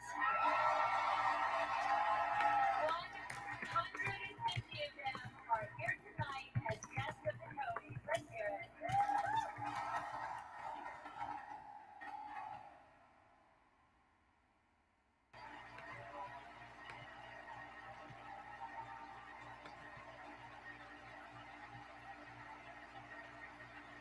Their diligence made it possible for audience members to feel and be safe, and they continue to keep everyone on stage and backstage able to perform. Among those in their debt are these 6 artists. The nominees for Best Performance by an Actress in a Featured Role in a Play are Uzo Aduba, Clyde. Okay. Rachel Dratch, Otis. Anita R. Miller, Color Girls. Alicia Rashad, Skeleton Crew. Okay. Julie White, Otis. This is a good batch of nominees. I don't know who the fuck's gonna win though. And the Tony Award goes to Alicia Rashad. Okay.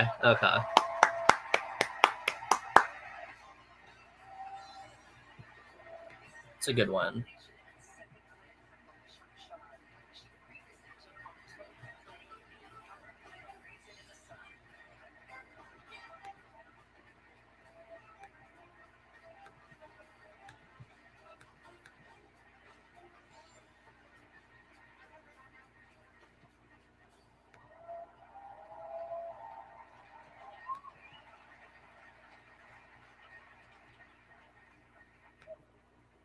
Just when I thought I had done everything there was to do, along came Faye Davis in Skeleton Crew.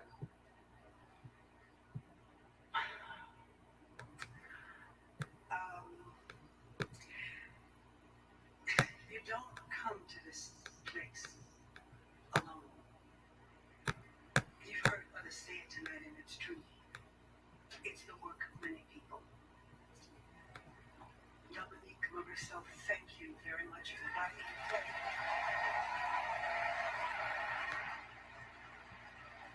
That only you could have written.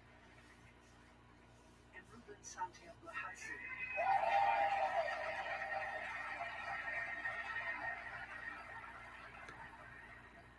Thank you for presenting me with a work that was challenging, demanding, and most rewarding. Thank you for casting the play the way you did, giving me wonderful actors to work with. Lynn Meadows, thank you very much. Thank you, Manhattan Theater Club, for supporting this play and seeing us through. And thank you to the people who came to see it.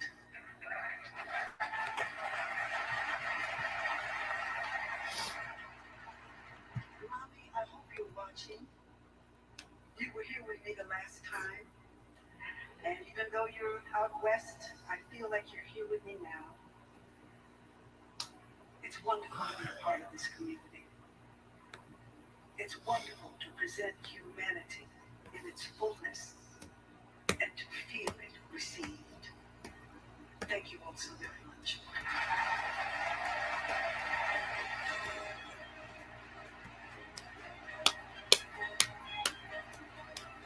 Returning to Broadway and the rise of Into the Woods, a Tony winner for her lead performance in the revival of Midnight. Please welcome Tina Miller.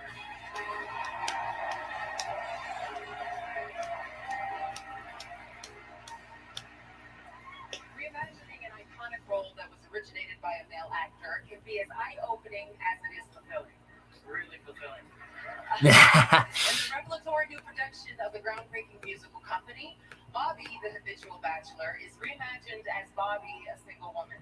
Her married friends smother her with love and questions. Isn't it time to find the right man and start a family?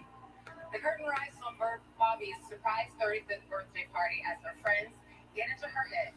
Nominated for Best Revival of a Musical, this is Company.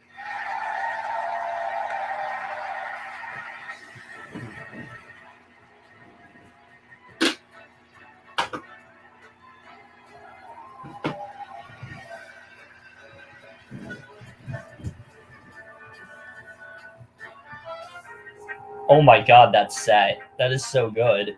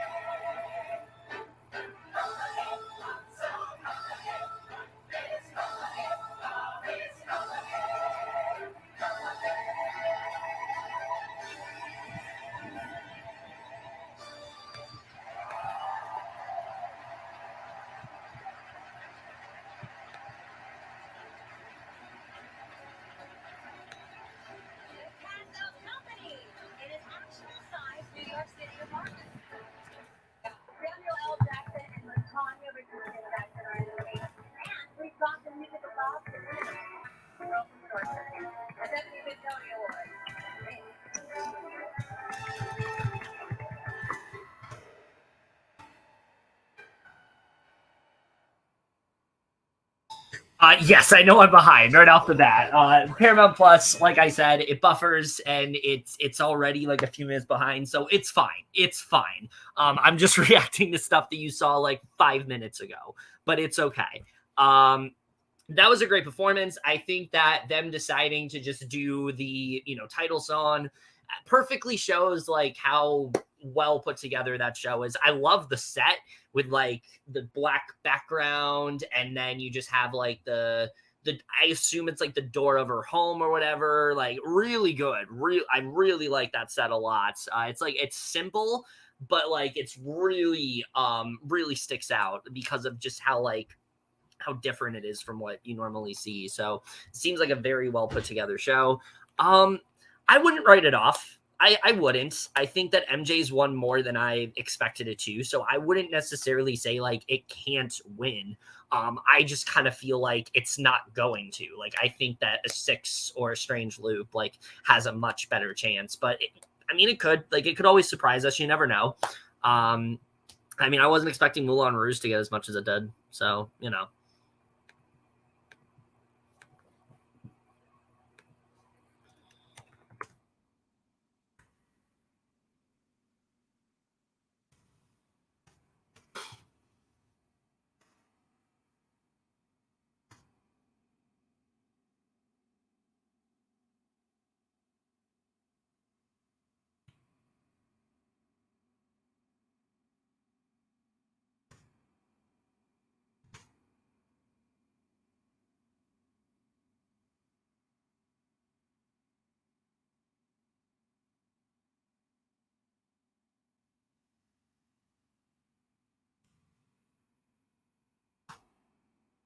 Sorry, I'm just messaging in something else. No, it was. I just didn't think that it had as much like hype behind it, so I was surprised that it won as much as it did. That was also me not knowing like all the controversy behind like Jagged Little Pill and things like that, because I guess I didn't look into it enough. But yeah. I'm fine with it, to be honest. I felt like, and I said in my review, Scream, the one that came out this year, could have worked as a conclusion to the entire franchise. And I think where they end off with Sidney Prescott is a good way to end her character. I think that, you know, she's in a happy place now. She's content with her life. She's, you know, moved on from like, you know, the Ghostface killings and whatnot. I think it's a good way to, move forward. So I don't really have any problems. Like, focus on the new characters, bring back Hayden Panettiere. Like, I'm fine with her not returning, especially if like what she's saying is true, that the script just didn't really did not really seem like something that Sydney would do. Like, I think it was definitely the right move then to, you know, not have her on. I mean, obviously, like, you know, people like Hugh Jackman, people like Ben Platt are like obvious ones that I think of immediately. Very happy to always see, you know, Aaron Tveit's like trajectory, because that's someone that I've looked up to for a long time. When I wanted to pursue theater myself, he was like the person that I kind of modeled stuff after. So like, you know, I would definitely say those three are really good examples. Arianna DeBose, obviously. I mean, I don't think anybody is doing it like her. Like, even though she's hosting right now, so that's the obvious one I could say. But like, truly, I've never seen anyone have a career like her this early into like her already having an Oscar.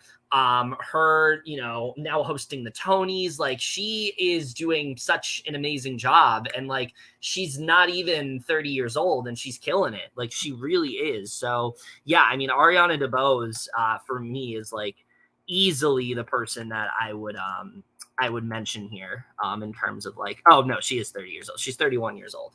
So yeah, I would definitely say like those are some of the ones I would mention. They probably will. I think they're going to do probably that or Don't Lose Your Head.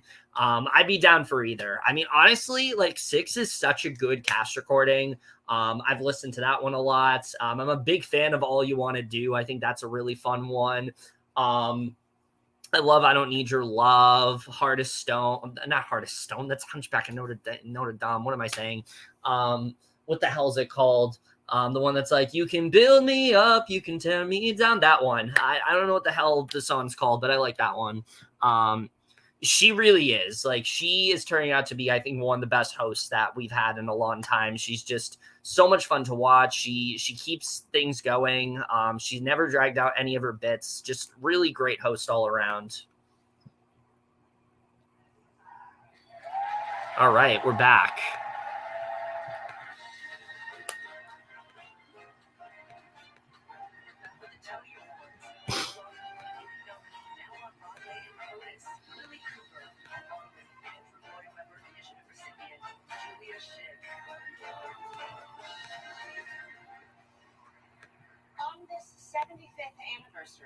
We honor the Oh, it is called Heart of Stone. Okay. I'm not stupid. I thought I was referencing something else. The American Theater Wing, Antoinette Perry laid the groundwork for more than 100 years of programming designed to empower generations of people in the theater. The Wing's Andrew Lloyd Webber initiative has provided training and university scholarships for promising... Oh, the Hunchback of Notre Dame song's called Me to Stone. What the fuck am I saying? Like, why do y'all even watch this? Like, I don't know what I'm talking about. I'm a stupid man. Because my personal guide happens to be one of tonight's nominees. Hi, Dad. Now, I am very proud.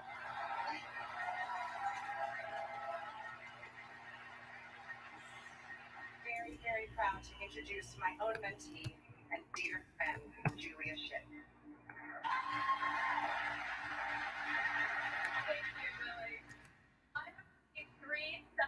I somehow did not put two and two together that she's related to Chuck Cooper, but that's really cool.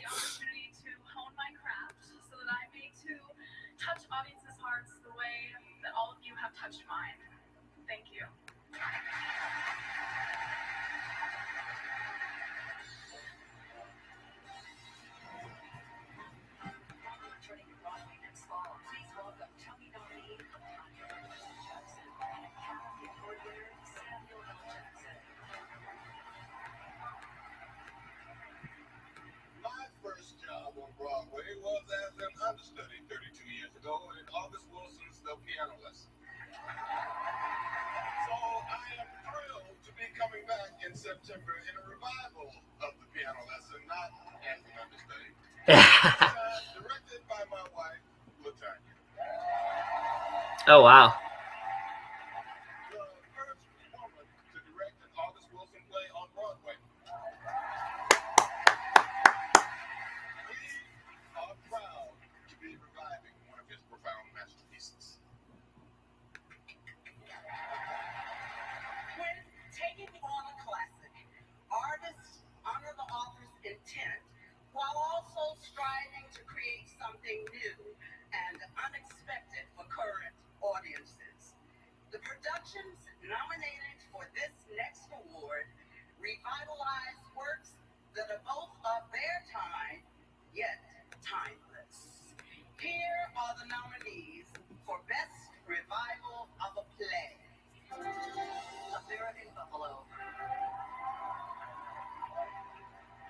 colored girls who have considered suicide a rainbow visitor. How I Learned to Drive, author Paul Nichols. Take Me Out. Trouble in Mind. Again, I know jack shit about these.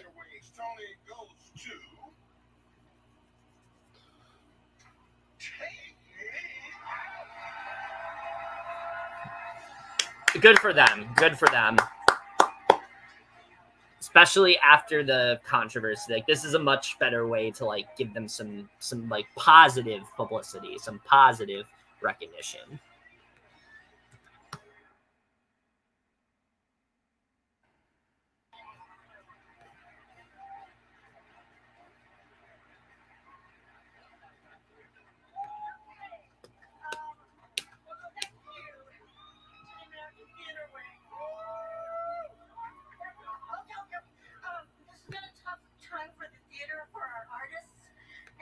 New York City, and it's taken great courage and commitment on the part of so many people to come back to the theater, which is a place of joy and hope. Everyone at Second Stage is immensely proud of our production of Take Me Out and Clyde's. Had to get that in. Thank you, Richard Greenberg, for your brilliant play, Scott Ellis for your inspired direction, Ken Ray, Dave, and Linda for their elegant designs, stage managers Barkley and Kelly, the crew at the Hayes, the understudies, the remarkable company that has stuck with us for 2 years. Patrick Adams, Julian G., Hiram Delgado, Brandon Dearden, Jesse Tyler Ferguson, Carl Lundstadt, Ken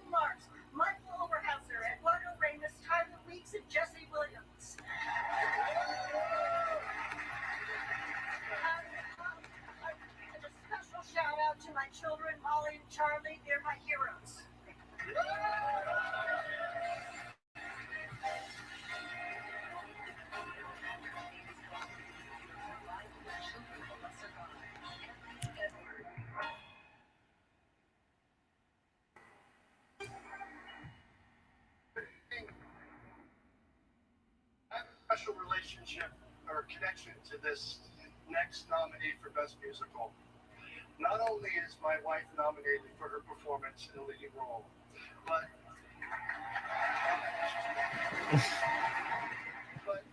just as all Broadway shows have had to cope with the effects of COVID and cast changes, this show got into a situation where there were no more swings or understudies. And I was asked at the last minute if I would cover a role. Terrifying, truly. But sharing the stage with these performers was a once-in-a-lifetime experience. This spirituality of the uplifting, beautiful, and original story, it boldly reimagines the legendary songs of Bob Dylan. It's set in Duluth, Minnesota in 1934. A group of wanderers' lives intersect in a house full of music, life, and hope. Please welcome Tony nominees Mayor Whittingham, Jeanette Bayardell, and the company from The Girl from the North Cape.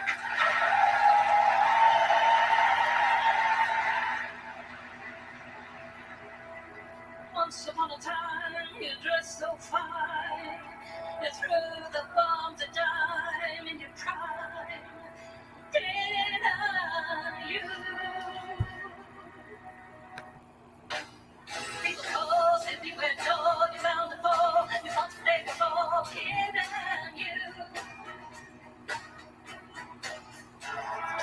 You used to laugh about everybody that was hanging out.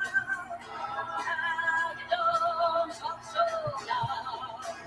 Now you don't seem so proud about having to be scrounging for your next meal.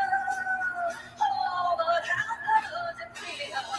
How does it feel? How does it feel? How does it feel to be on your own?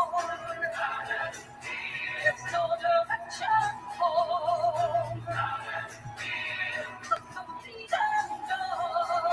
How does it feel? You're like a rolling stone.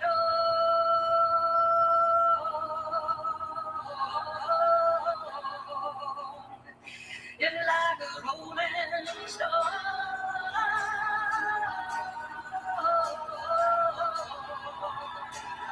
Just like a rolling stone.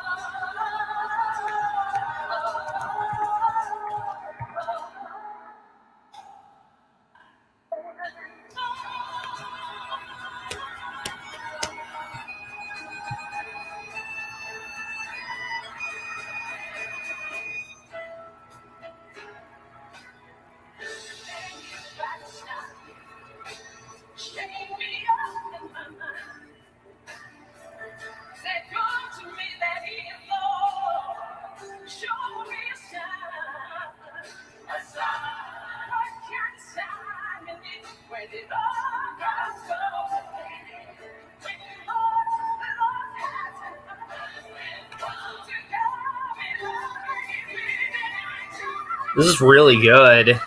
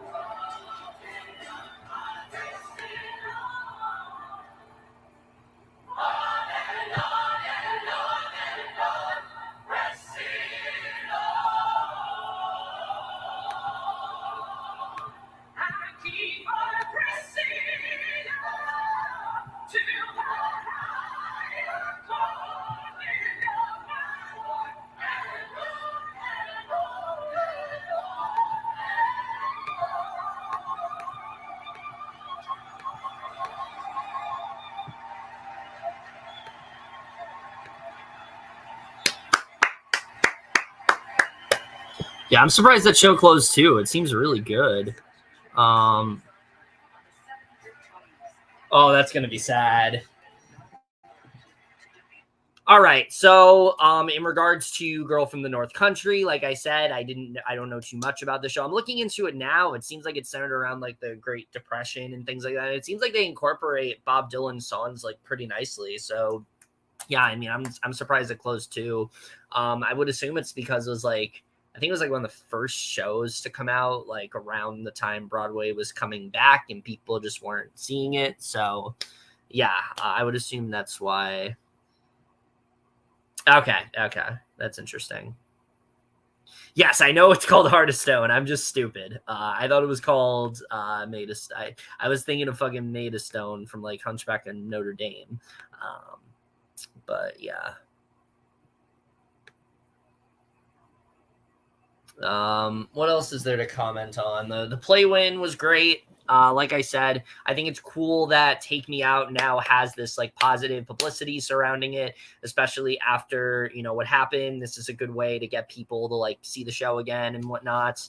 Not yet. I assume 6 is probably going to be one of the last, if I had to guess, but we'll see. Like I said, I'm still not feeling this strange loop sweep. I don't think that's going to happen. I don't know who's winning featured actor, but I assume it's going to go to the person nominated for company. Yeah, that's what I think is going to happen. But again, we'll have to see how that turns out. I'll be right back, guys. I'm going to get a snack, so I'll be back.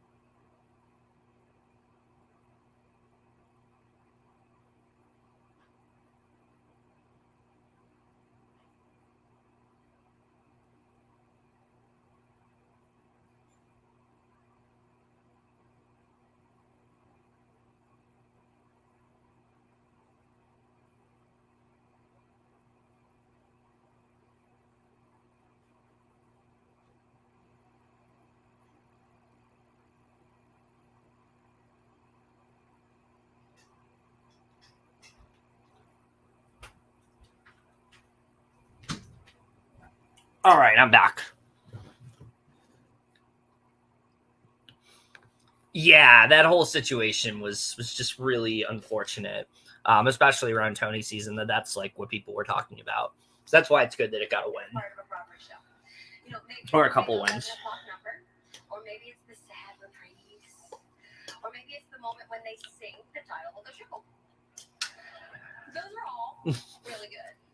But I think my favorite part of the show, our musical, is the best. In every show, there's a moment that's simply too intense. Where the actors leave the stage and come out into the audience.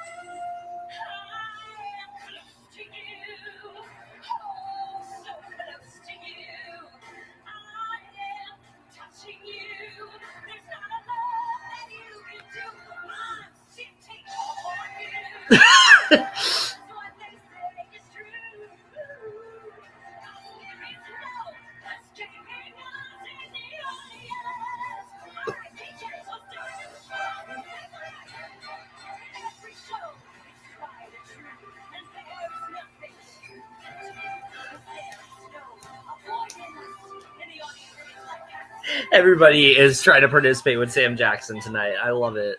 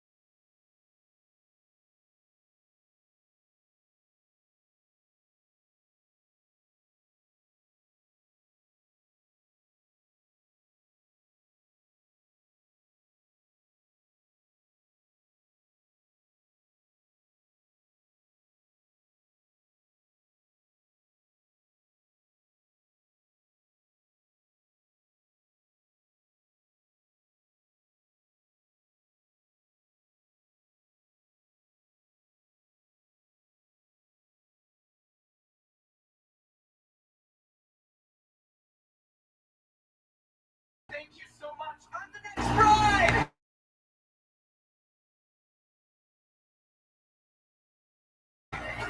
Please welcome four-time Tony Award winner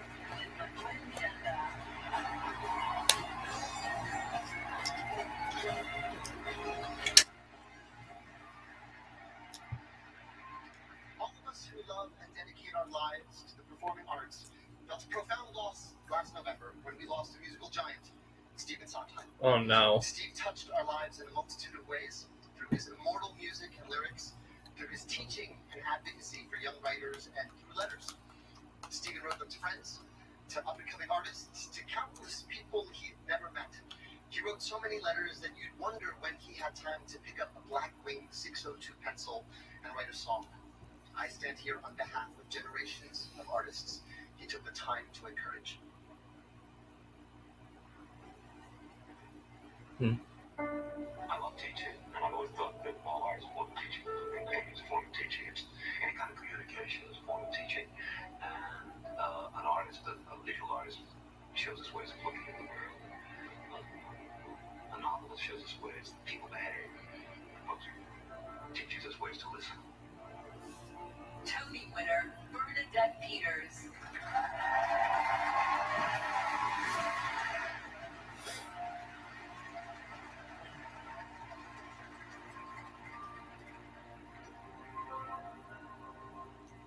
Careful the things you say.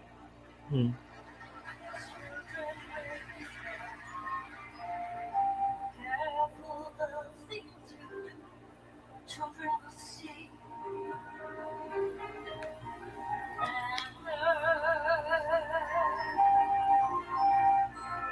Children may not obey, but children will listen.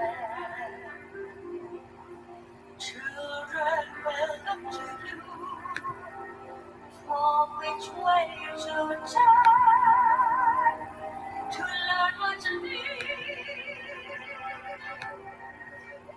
Careful before you say, listen to me. Children will listen. It's so difficult to write. It's so difficult to put on a show. Better if you have the privilege of being able to write it. Write it out of passion. Careful the spell you cast, not just on children. Sometimes the spell may last past what you can see, and turn against you. Careful the tale you tell, that is the spell. Children will listen. It's just about making people curious. That's all it's about. And to get a child curious about everything would be an unbearable thrill for me.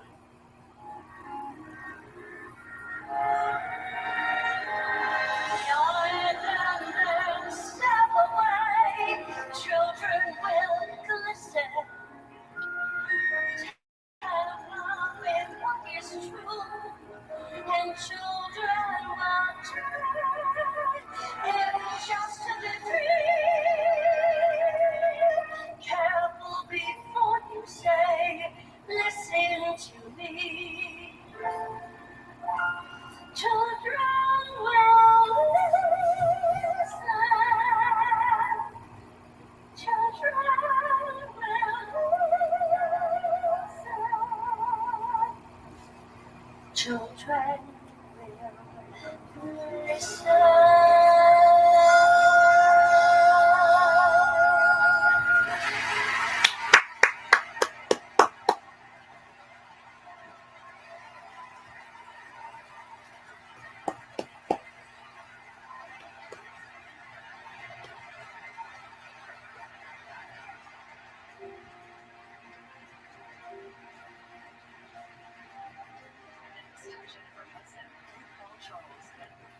All right. So right off the bat, what I liked about that was that the focus was on Sondheim. The focus was not on the performer, which like Oscars take notes when it comes to tributes. That was a beautiful tribute, and they did a wonderful job honoring the legacy of Stephen Sondheim. I mean, I was very, very sad when hearing the news about his passing, but I immediately watched like 6 by Sondheim, which was on HBO. I encourage everyone to do so because I don't think there's a better film that really shows like his impact than that one.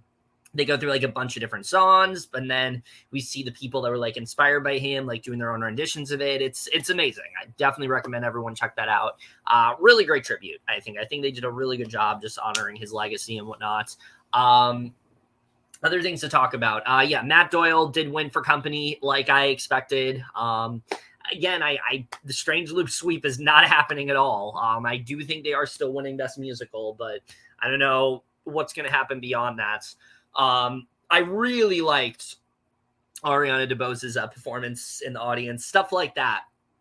What she's doing a really good job with is not these things that are dragging on forever. She knows exactly when to cut them off, and she's doing a good job with that. It doesn't feel like scripted. It doesn't feel like something that like she was told to do. It's just very like off the cuff. It's very like what she wants, and I really do appreciate that. She has her own style of hosting, and I think it works very well. So yeah, I really enjoyed I really just am enjoying this show a lot. I think this is, like I said, one of the better Tony Awards that I've seen in quite a bit. I'm having a really good time, I think. We have like an hour and a half-ish left. And like I said, I'm just having a really good time watching this one. Moving forward, I mean, Company obviously winning Best Revival. I think Best Actress is going to, I think the person that everyone's been talking about, like the woman from Carolina Change, I forgot what her name is, but everyone's been kind of hyping her up. So I think she's probably getting it. Beyond that, I'm not, Best Actor could go either way. And then Best Musical, I think is going to be, I still think is going to be A Strange Loop, but we'll have to see.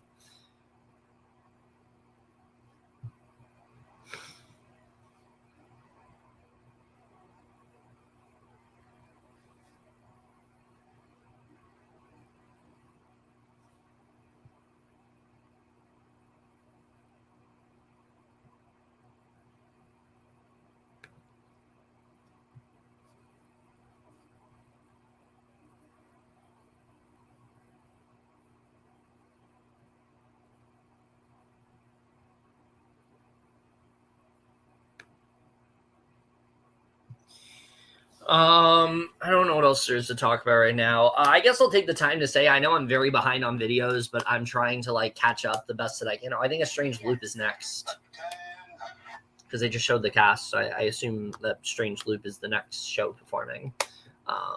But yeah, like I said, I'm trying to catch up on videos as best as I can. I know I'm quite behind, but I'm trying. I'm really trying. I know I keep saying that, but I am trying to catch up.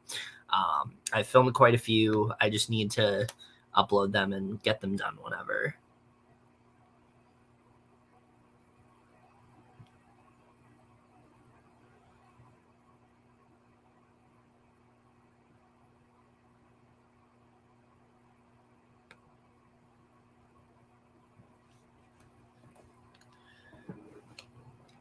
A lot of 6 promotion, which is good considering that, they're nominated tonight.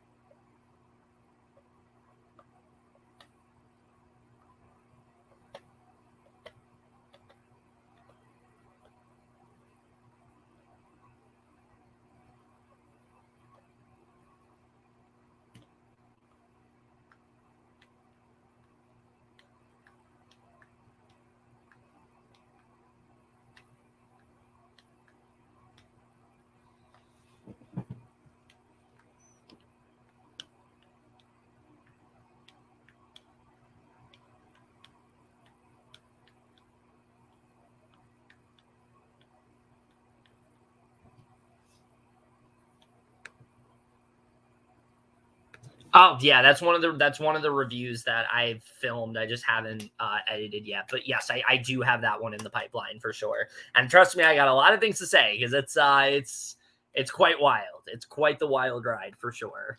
But yeah, I filmed that one back like last week. I just need to edit it and get it done. And again, I know I keep saying that, but I'm going to get this stuff done in a timely manner. It's just a matter of like when I get it done,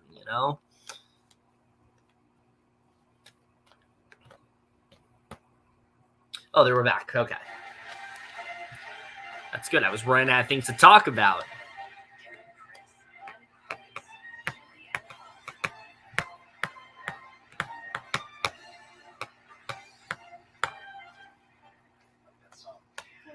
Earlier this evening, during the show, we hosted the Tony Awards Act 1. And the Tony for Best Score was presented to Lucy Moss and Toby Marlowe for 6. It is now our pleasure to present an award to the fantastic writers who provide story, structure, character, cliffhangers, humor, heart, strong beginnings, and power-packed endings. It's a lot. Past winners include Harvey Fierstein, Lisa Krohn, Thomas Meehan, Marsha Norman, Terrence McNally, and Diablo Cody. So let's add to that very illustrious list the nominees for Best Book of a Musical are Connor McPherson, Girl from the North. Okay, this is really what solidifies it. Like if Michael R. Jackson doesn't get this, like Strange Loop is out. Chris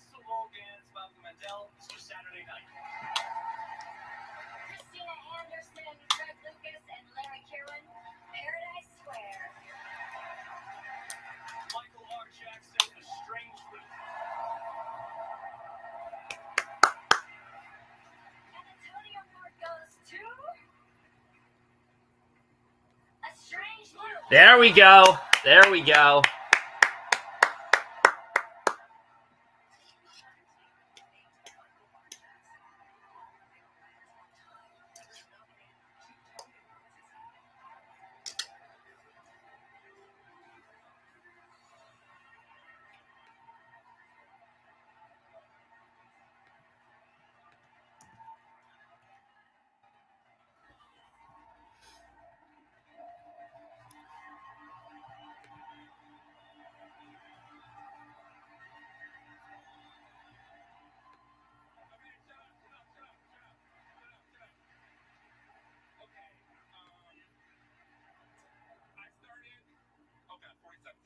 I started writing this musical when I was 23 years old. I'm 41 years. I'm old as hell.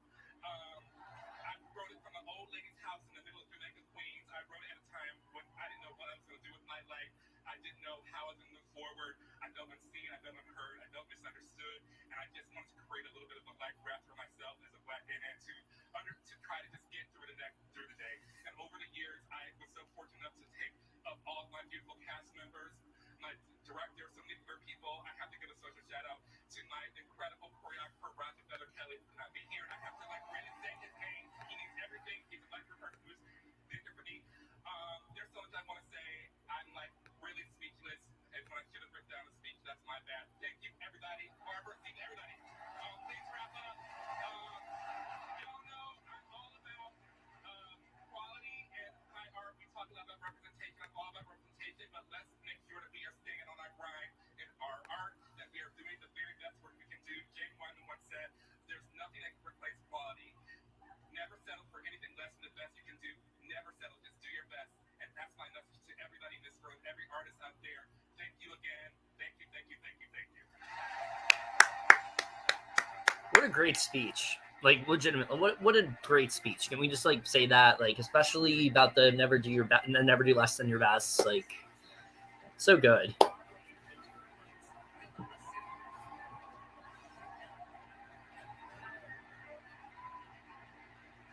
While there is great pride that comes from originating a role on Broadway, there is also a special joy that comes from sharing classic musicals with new audiences. Revisiting a work from another time with a contemporary eye allows for reinterpretation and exciting new discoveries for theatergoers. This season's revivals span decades, from Broadway's golden age to the revolutionary first concept musical to a recent classic. This evening, we saw live performances from The Music Man and Company. The third nominated revival, Carolina Change, Okay. was a limited engagement that completed its run earlier this year. Once again, here are the nominees for Best Revival of a Musical. Nothing ever happened underground in Louisiana. Here we go. I mean, this is going to Company, obviously. Why wouldn't it?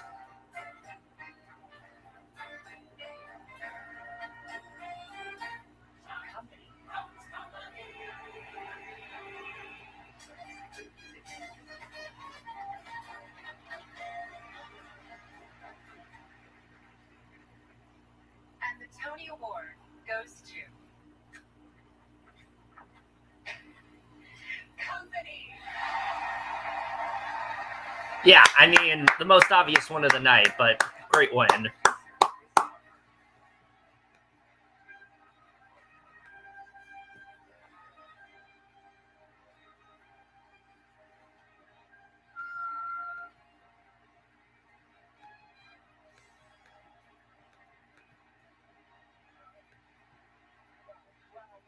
This is just incredible honor. Thank you so much, firstly, to my friend and business partner, Arianna DeBose, for being such a visionary artist. To my producing partner, Nick City, for always being by my side. To Katrina Lake and Patty Lapone, our incredible cast. Patty, it's an honor to be the person who pays your salary every night. To our orchestra, our stage crew, our swings, everybody at the Bernard Jacobs Theatre, our stage crew, to everyone at Elia Harper Productions and all of our amazing co-producers, and of course to the great Sondheim for letting us reimagine his classic musical. To stand here with the This award means the world to me, and to be supported by so many people and part of the Broadway community is equally special. But Company is a show about the people who give life meaning. So I would like to dedicate this award to my children, Martha and Barnaby, because they are my reason for being alive. Thank you so much.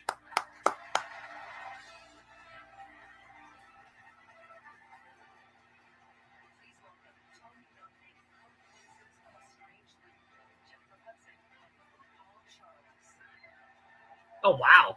I did not know either of them were behind that. Okay, that's cool. Shows you how much I know about this fucking season.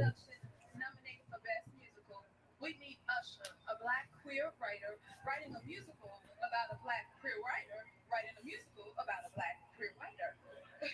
Set here and now. This brilliant, funny masterpiece exposes the heart and soul of a young artist struggling with his desires, identity, and instincts he both loves and hates. Determined to break free of his self-perception, Usher wrestles with thoughts in his head, brought to life by a hilarious, straight-talking ensemble, bold and heartfelt in its truth-telling. This is the Big, Black, and Queer-Ass Great American Musical for All. Please welcome the company of A Strange Loop. I'm not answering that.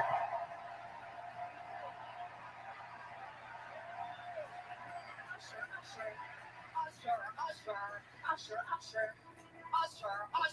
How many minutes till the end of intermission? Is that how the show should open? Should there even be a show? Should start with what he's thinking, which is just a cursor blinking because of all of the directions that the narrative is going. The show runs time to will out here and travel the world in a bent like clear body.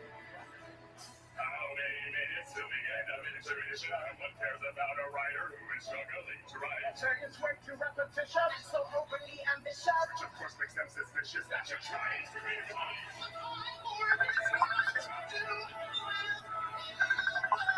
That chews up and spits out black clears on the day. Blackness, queerness, fighting back to illnesses and all white space with a portrait of a queer face and a fire full of queer voices travel down and old team pace and a casting spells and big black queer as American Broadway. Big black and queer as American Broadway. Usher, I'm barely scraping by. My discontentment comes in many shapes and sizes, but I woke up this morning. I told myself to try. I told myself that I would make no compromises.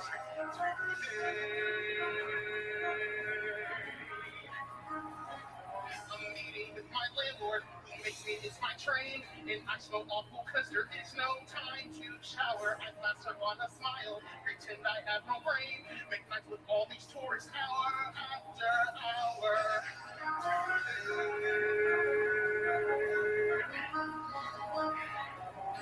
Today I plan to change my whole life forever.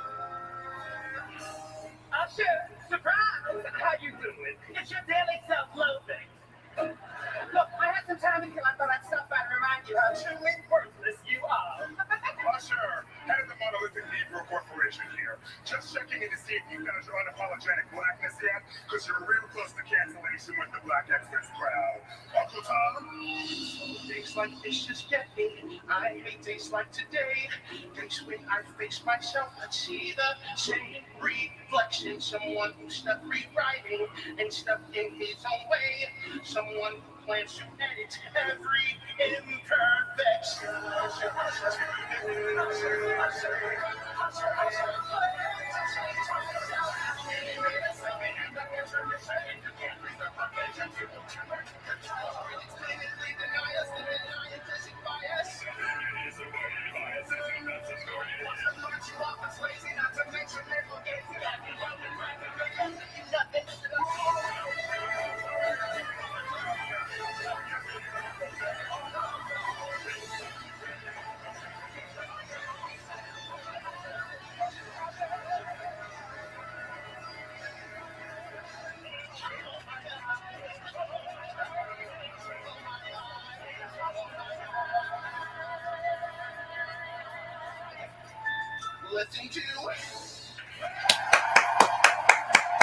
So good.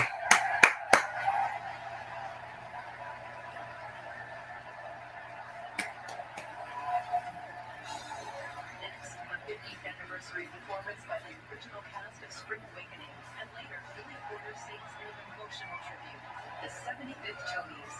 This is CBS. The 75th Annual Tony Awards are sponsored by the makers of Tylenol, Care Without Limits. Pain hits fast, so get relief fast. Only Tylenol Rapid Release Gels have laser-drilled holes. They release medicine fast for fast pain relief. And now, get relief without a pill with Tylenol Dissolve Packs. Relief without the water. Yeah, that was a great performance. I absolutely loved everything about that. I feel like they really just did a great job in showing why A Strange Loop is probably going to win Best Musical. There really is nothing quite like it, and I just really love that performance a lot. Both of the speeches that we got prior to that were also fantastic. I already talked about Michael R. Jackson's and how much I enjoyed that one. And what was I going to say? The company one, I mean, obvious win, but really good win. Like, generally, I think it's a really great win all around, especially taking a show like Company that's been around since the 70s and finding new things to do with it, telling this gender swap version, changing, you know, some characters and things like that. I think is a really cool idea. And I think that they can do some really good. I think that you can see that, you know, it turned out really well for them. So I'm very happy that they got that win. Listen, I would, but like I had a whole bag and now they're gone. So I can't really do that right now, but I do appreciate the request as always. I did not know about that, but I mean, if there's misconduct allegations, it was definitely the right move for sure. I don't know much else besides that, but yeah.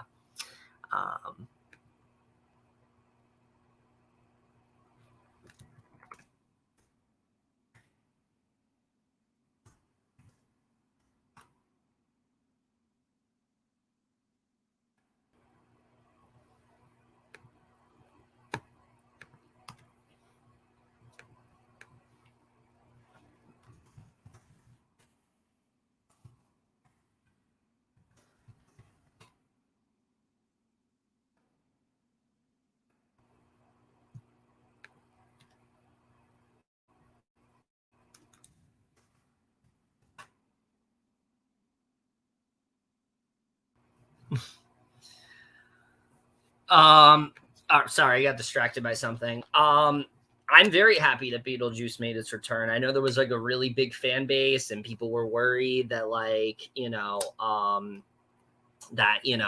they weren't going to come back and things like that. And so I'm very happy that they were able to come back to Broadway for sure.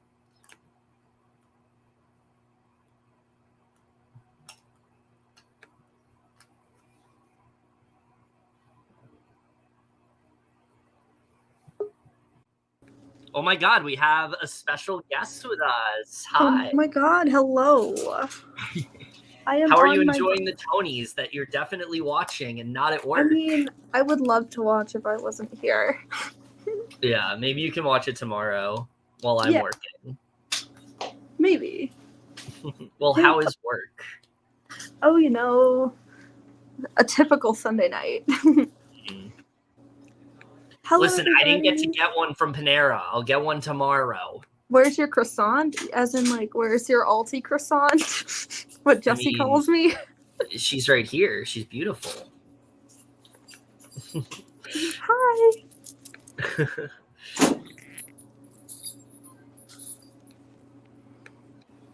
Also, I did jokingly send the link to some other friends, so we'll see if they join. When you sent it to my broad chat. I did send it to your prod chat. That's really funny. Well, the pictures are exactly the same, so that's what's throwing me off.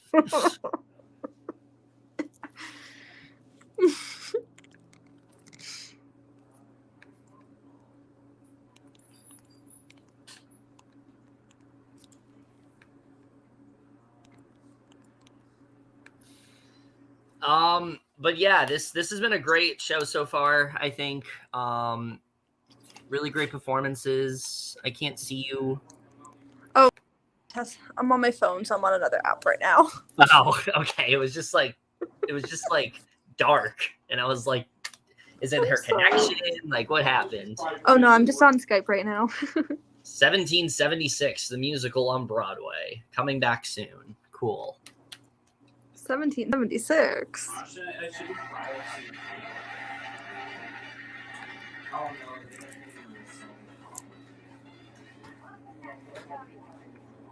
Theater is rich with traditions, one of which is passing your knowledge to the next generation.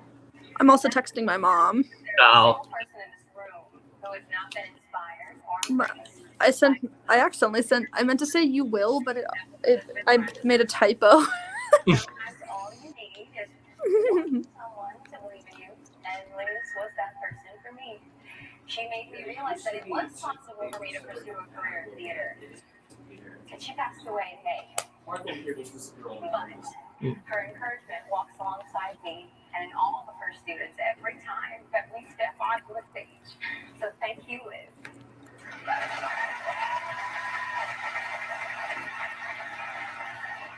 And now, it is time to honor another very important special arts educator. So please welcome Carnegie Mellon University alum Talia.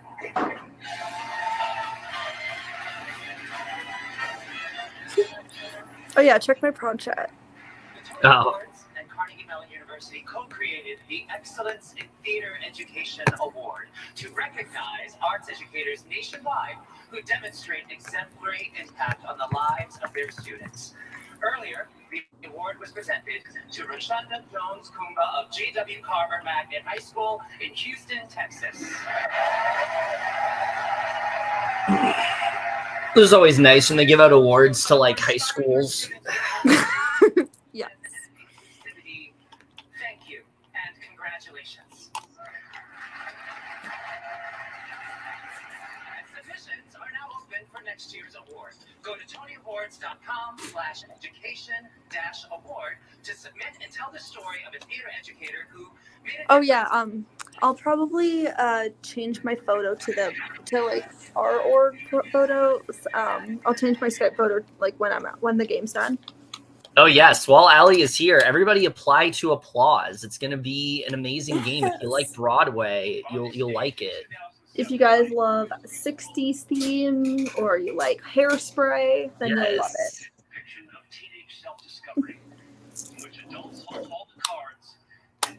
Zach Braff is by himself right now. I don't know why there's no one else next to him, but it's just Zach Braff. There's nobody else talking. I only have a few minutes left of this break, but I only have like one more. What is this? What is this change.org that Henry made? Wait, what? Make Kevin Falk eat a croissant. Why is this a thing?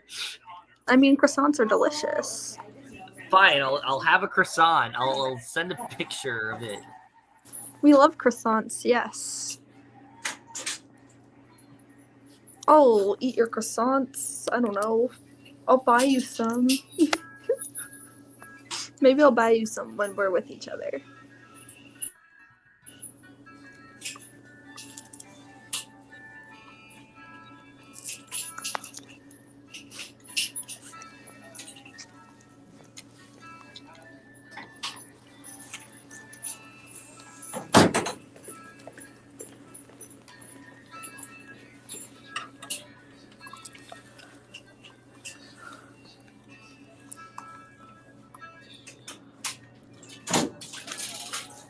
Yes, that is what this is, a reaction show. Thank you for accurately describing it.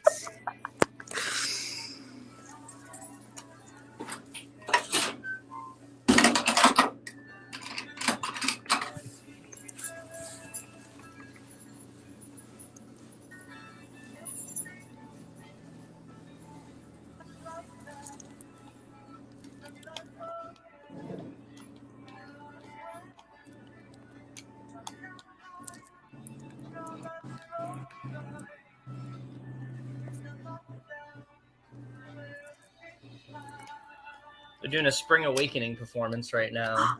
Ooh, we need to watch that documentary maybe this week. I did say that earlier, but Aw. yes, we do.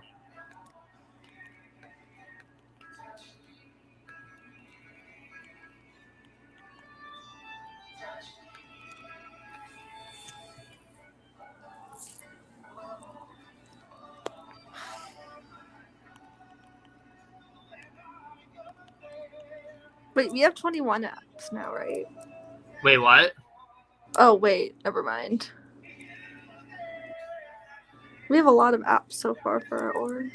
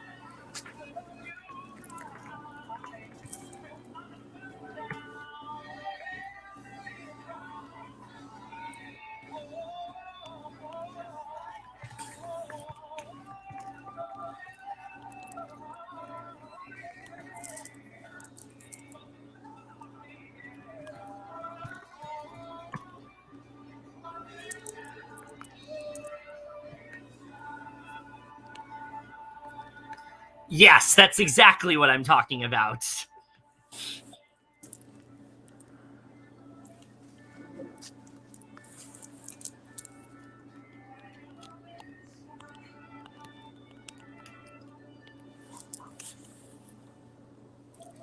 That was great.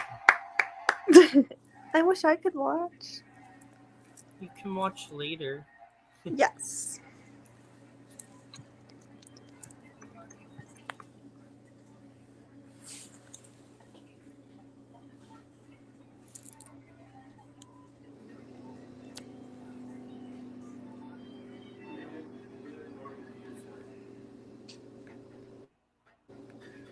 Yeah, that was a really good performance.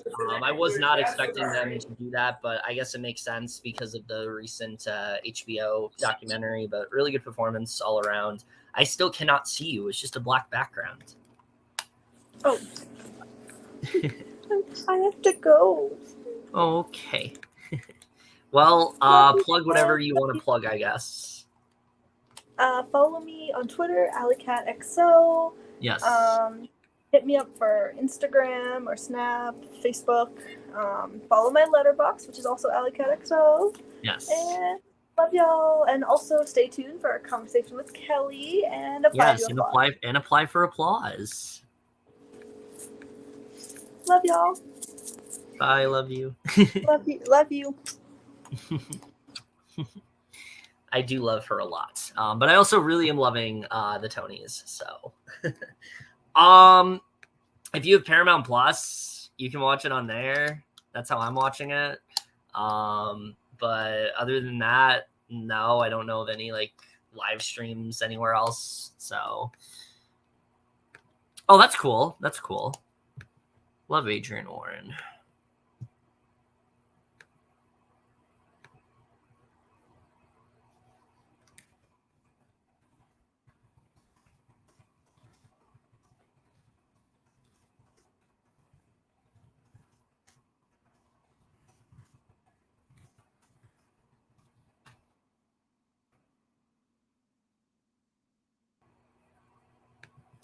Yeah, I can understand that. I mean, if you're not like, I think with Paramount Plus, there's certain demographics. Like if you're super into like reality TV, there's stuff there. If you're like super into Star Trek, there's stuff there. If you're into like Nickelodeon, there's stuff there. But if you're not at either of those three things, there's not a lot. Like it's definitely not the most exciting platform. I will say this is a pitch to get people onto Paramount Plus. There's a show coming out on Thursday. It's from the creators of American Vandal. If you're a fan of that show like I am, it's called Players, and I'm very excited for it because I fucking love those guys. I love the show that I think American Vandal was a very overlooked show. It was a show that, yes, can be very fun, but also had a lot of insight about like, adolescence and things like that. And I really, both Tony Yacenda and Dan Peralt are just an amazing writers, creators, whatever. And I'm very excited to see what they do with this show. So if that gives you any incentive to watch, that's coming out soon. So like I said, I need to see more. Definitely. American Vandal, it was on Netflix. It's very good. It's kind of like a parody of like true crime shows, but then it turns into something a lot like deeper than that. So I definitely recommend it. It's one of the fastest binges I've ever done for a show. I literally finished the first season in a day. That's how addictive that show was. And I don't like binging things very much. So like that tells you like how much I enjoyed that.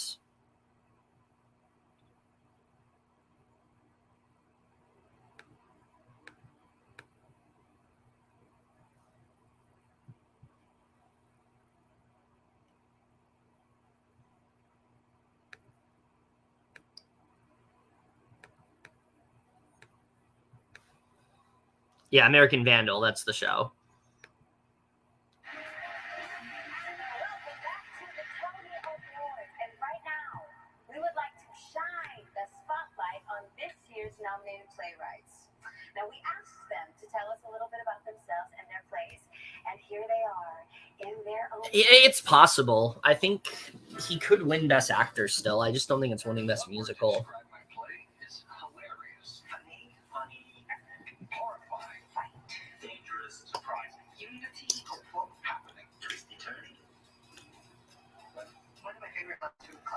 A little salt makes the food taste good. Too much makes it inedible. Really think about it. Ain't no way to fight without jumping on a damn grenade. New York is everything and the opposite of everything all at the same time. It's completely shameless and completely sublime. Which does lead to hang people. Isn't a town the idea itself? The place where we send our children to schools together, and where we break bread together, and where we die together. That we owe each other some simple damn decency. I hope the audiences see this play, that they are just as moved and inspired by the humanity, the resiliency, and the authenticity of Detroiters as much as I am. Clyde's is really a play about community, mindfulness, creativity, resilience, and the healing power of food. Great, sweeping arcs of history and construction of systems of politics and finance actually in the end come down to small universal human needs and desires and failings. I hope my audiences take away a burning determination to stop the rise of fascism in this country. I don't think that my life would be called The Quiet Storm. Punk rock didn't die, it just got fat and old. As long as the Lehman trilogy, but with a happier ending. The luckiest man alive. She ain't finished yet.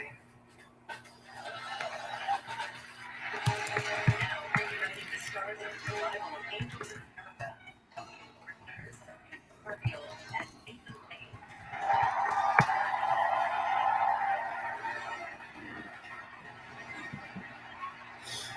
What a night. I've been pounding jello shots with Cheetah Rivera all night. Let me tell you, that woman is a machine. Andrew. Okay, that is Andrew Garfield. I thought it was. I love you too. I missed you so much, and I have to tell you, working Working with you in Angels in America was one of the highlights of my career, and I have to tell you how brilliant you were in Tick, Tick, Boom. Yes.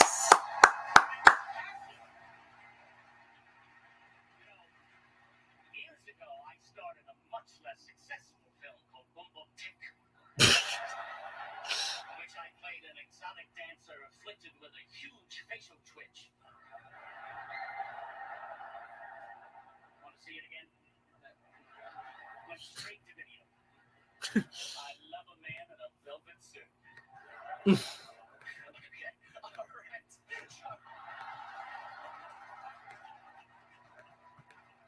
Here are the nominees for best. He's a little jet lagged. Jesus Christ.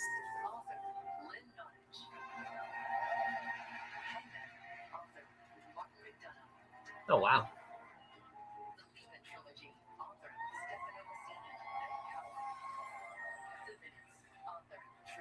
Make a prediction, it's going to be Hangman. I don't know if it's going to be, but, like, that's my prediction. Hangman. Going to Hangman. And the American Theatre Wing's Tony goes to The Lehman Trilogy. Okay, well, like I said, I don't know shit about these plays, but congrats.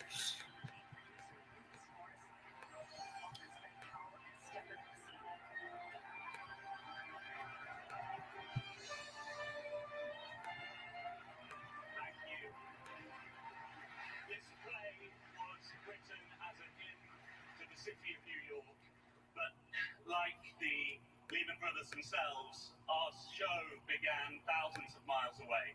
So to find ourselves on this stage, on this night, part of this community, alongside fellow nominees of such breathtaking talent, honestly feels like a miracle. And it's a miracle for which I have to thank the genius and the generosity of Stefano Mazzini, the inspired leadership of Sam Mendes, a cast and creative team whose brilliance illuminated every corner of this play, and the producers and co-producers who are on this stage who stood by this show between the 4th preview and the 5th preview, which came 577 days later. The Lehman Trilogy is also a play about family, and I wouldn't be standing here without my wife Dee and my son Walter, who will watch this in the morning, thousands of miles from here, and will see that in New York, even after everything, even today, miracles are still possible. Thank you.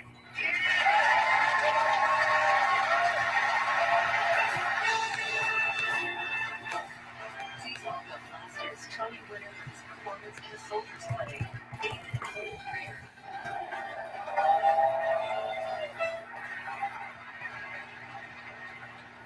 Paradise Square tells the story of a vibrant community of Irish immigrants and African Americans who live and love across race in Civil War era New York.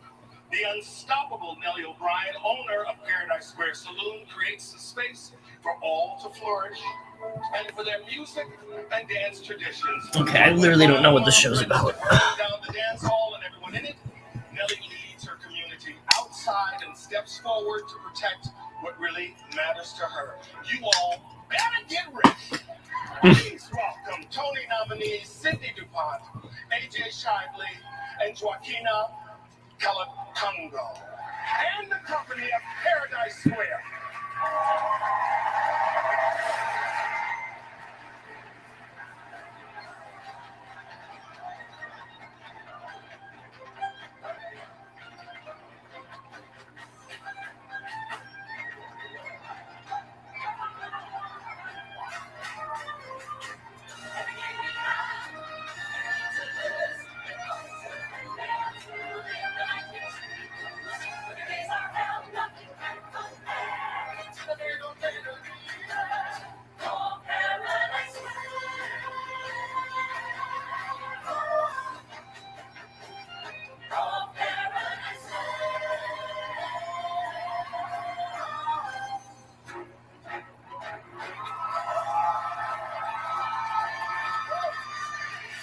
building.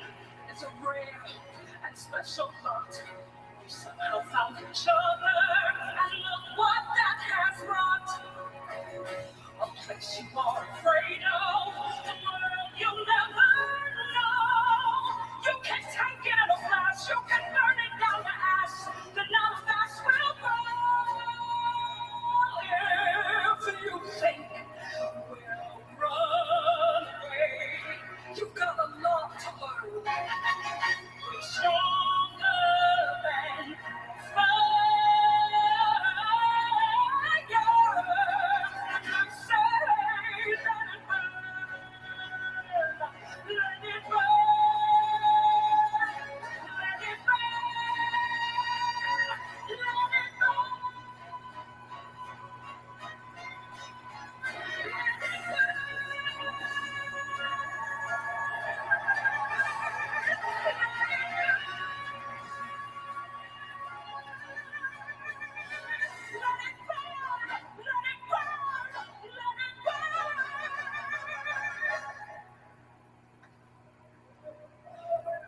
well, you have come here. What you want to erase. But I know that our spirit is bigger than this place. Look at what we have created. We gave ourselves a voice. We're separated, but now still see each These walls do not define me. I said, let it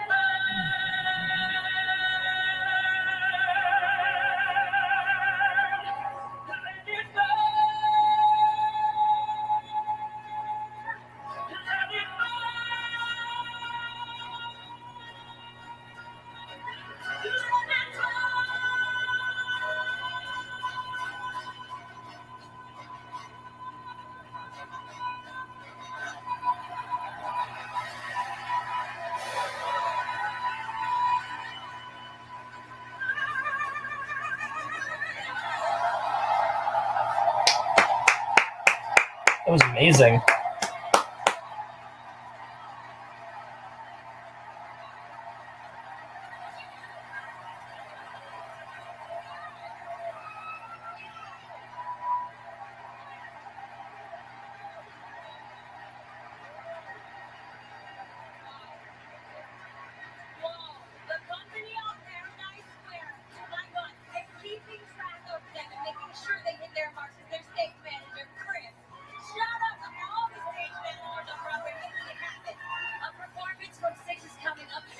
Yeah, I knew 6 would probably be last.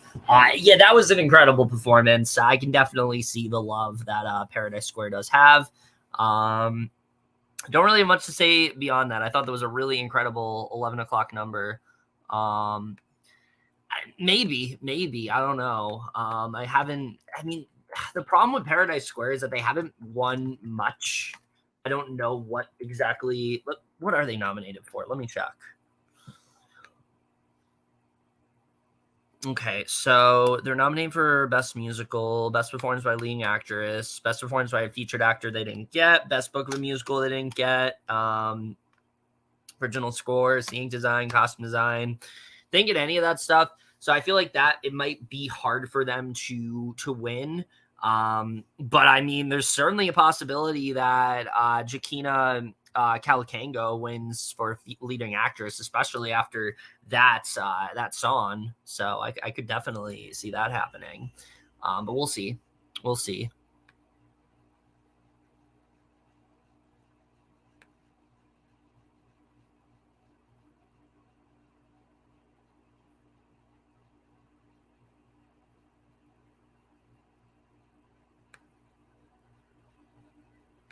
I did, and I'm not impressed. I need to still upload my movie preview for June, but I am not impressed by that trailer very much at all.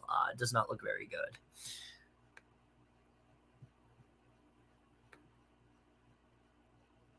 Oh, man, that was devastating to see. What a life that he had. What an amazing career, but damn, he really was taken from us too soon. And it's going to be that much more like sentimental to watch Blackbird that he did with Taron Egerton, because that's, I believe, his last like featured role. So I was already excited for that show, but now it's like I'm even more excited because I want to see how I think that's going to be a good role for him to end on. But it's obviously very tragic that he was taken away from us.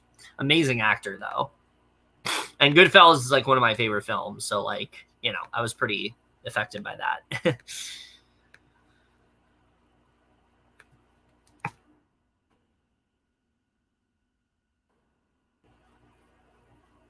Yeah, it is a lot of fun. But like I said, the more it goes on, the more you start to realize there's more to it than just it being like a satire, which I like.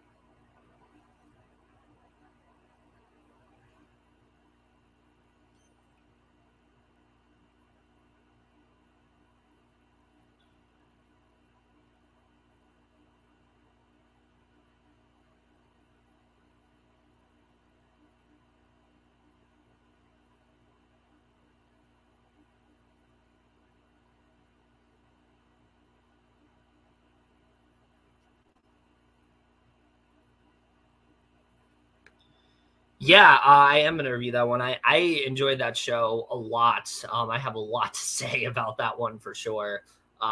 Very, very hard show, very disturbing show to talk about, but it's one that I definitely very much was a fan of. So you'll definitely get a review for that soon.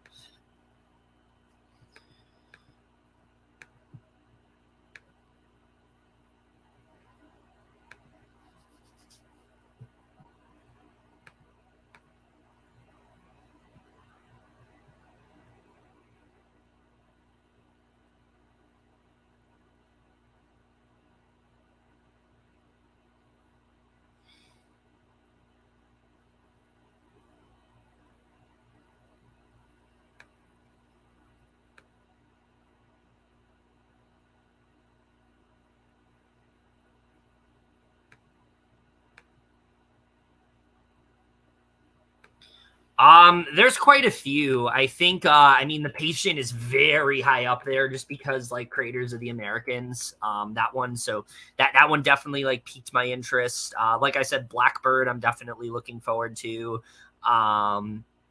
What's some other ones?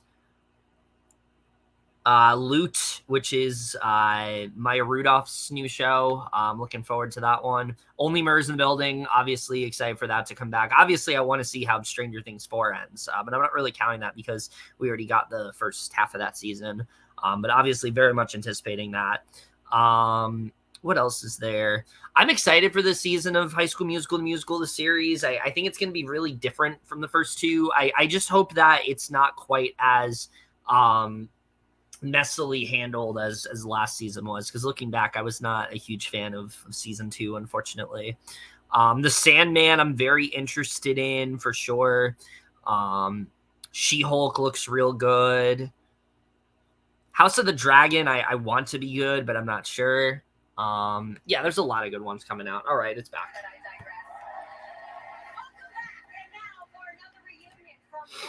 Here are Tony Goldwyn and Tony Award winner Bryan Cranston. Oh shit, yeah, Network.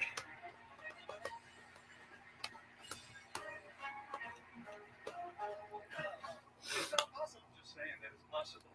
Bryan, you won 2 of them. You should know this. The Tony was not named after me. Oh my god, Bryan Cranston sprouting the biggest fucking beard I've ever seen.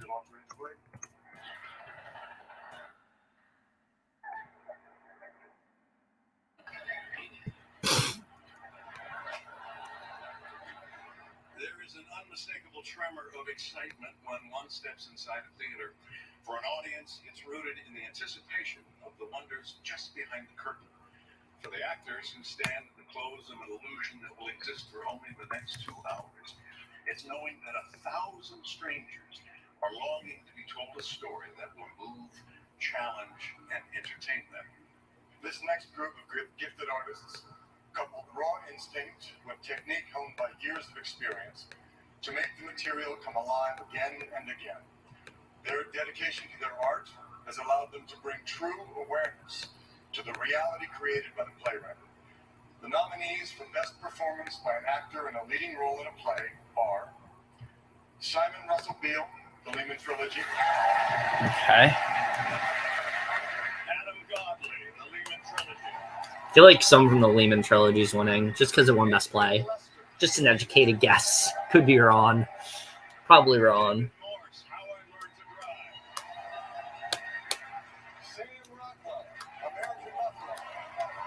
Or it could be Sam Rockwell because Sam Rockwell.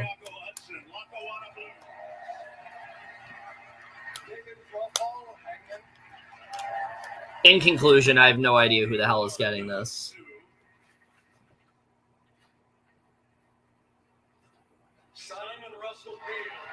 Okay, yeah. All right. I was right about that one, kind of. I said someone from the Lehman Trilogy, so like I give myself credit there, kind of, sort of. I didn't point out a specific name, but like, yay for him.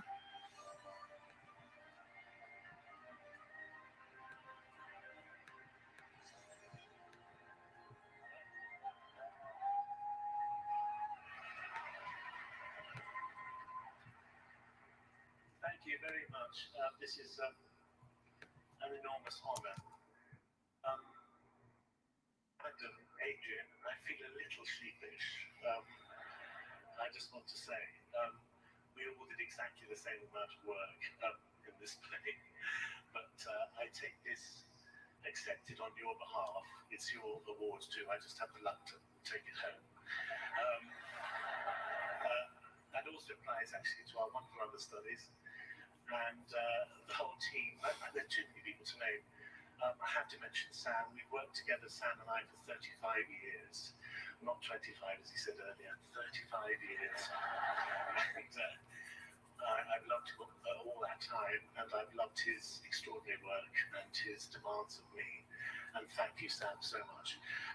Under that umbrella, I include the whole production team. But can I just quickly say a thank you to the audience. You trusted us, you came with open arms. It wasn't easy at that point to come to the theatre because all these regulations, but you welcomed us.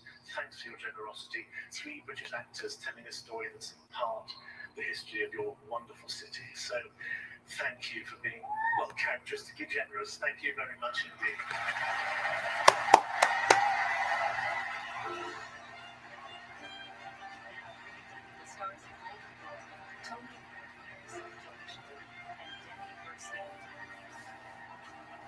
Okay, I would assume Best Actor in a musical is next. I think. Having Broadway back has been good for the soul, and not just in New York City. Broadway League members from coast to coast have brought live performances back in more than 190 cities around the country, along with several 100,000 jobs and storytelling from the greatest creative teams in the world. Nothing stimulates the mind and heart like live theater, connecting with an audience for the sole purpose of communicating thoughts and emotions. That is the true meaning of theater. These next artists enlivened this past season by enthralling theatergoers with thoroughly engaging work. The nominees for Best Performance by an Actress in a Leading Role in a Play are Gabby Beans, The Skin of Our Teeth. Oh, lead actress in a play. Okay. Yeah, we got to do that first.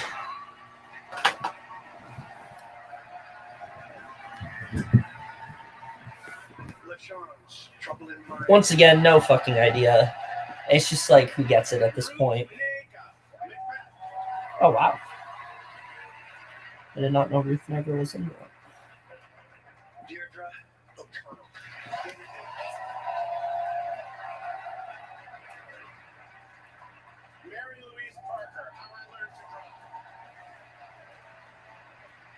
Tony Award goes to Deirdre O'Connell.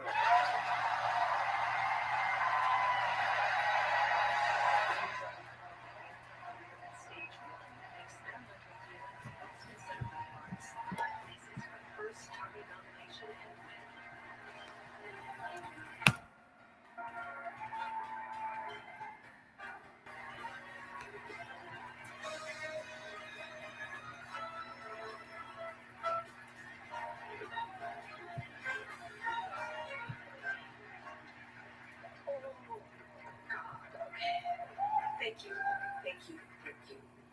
I am the face of a very large beast that made Dana H. And there are too many geniuses to thank. Lucas, Les, Misha, Dana for letting us invade your privacy so completely, and every member of the crew, the stage managers, the agents, the producers who took care of me. But I want to say one thing. I would love for this little prize to be a token for every person who is wondering, should I be trying to make something that could work on Broadway or that could win me a Tony Award? Or should I be making the weird art that is haunting me, that frightens me, that I don't know how to make, that I don't know if anyone in the whole world will understand? Please let me standing here be a little sign to you from the universe to make the weird art.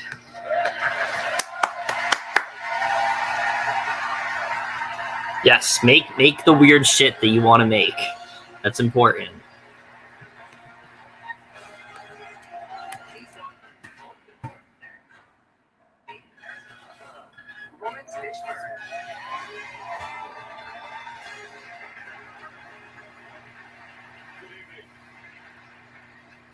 Since our theatrical community last gathered as one to celebrate our art, we have lost a great number of cherished friends and colleagues. Many were familiar to generations of theatergoers, theater lovers, who were transported by their performances on stage or moved by their voices on cast albums. Others may not have been as well known beyond the 26 square blocks known as Broadway, but their contributions behind the scenes were equally vital to the American theater. We remember some of them now, along with all of our colleagues whose brilliance will forever enlighten future artists and admirers, and to offer our gratitude with his incredible voice. Here is Emmy, Grammy, and Tony Award winner, the idol of us all, Billy Porter.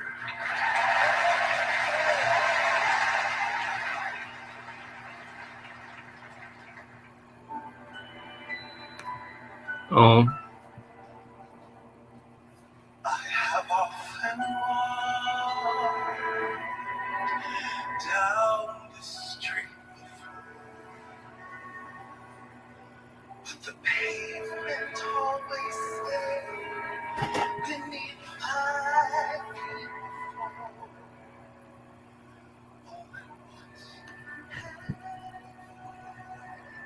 Several stories high,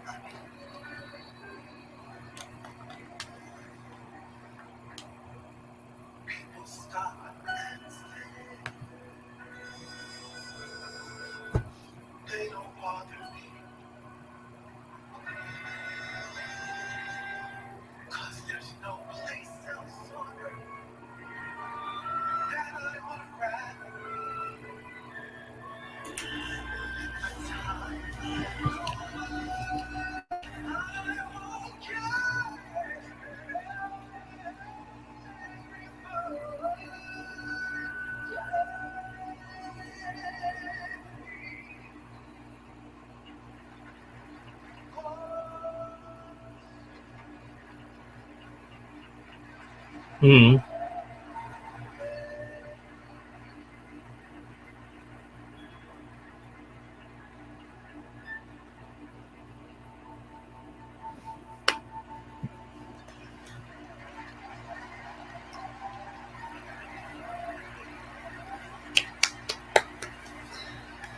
Once again, that's how you do an in memoriam. Keep it classy, focus on those that have died. Don't try to, put more emphasis on one over the other. Like that's the way to do it. So yeah, good stuff. Not much to say about either of the plays. The actor or actress that won for play, I don't really have much to say there because I don't know anything about these shows, but good for them, good speeches. That's all there really is to say when it comes to that. We only have a few awards left.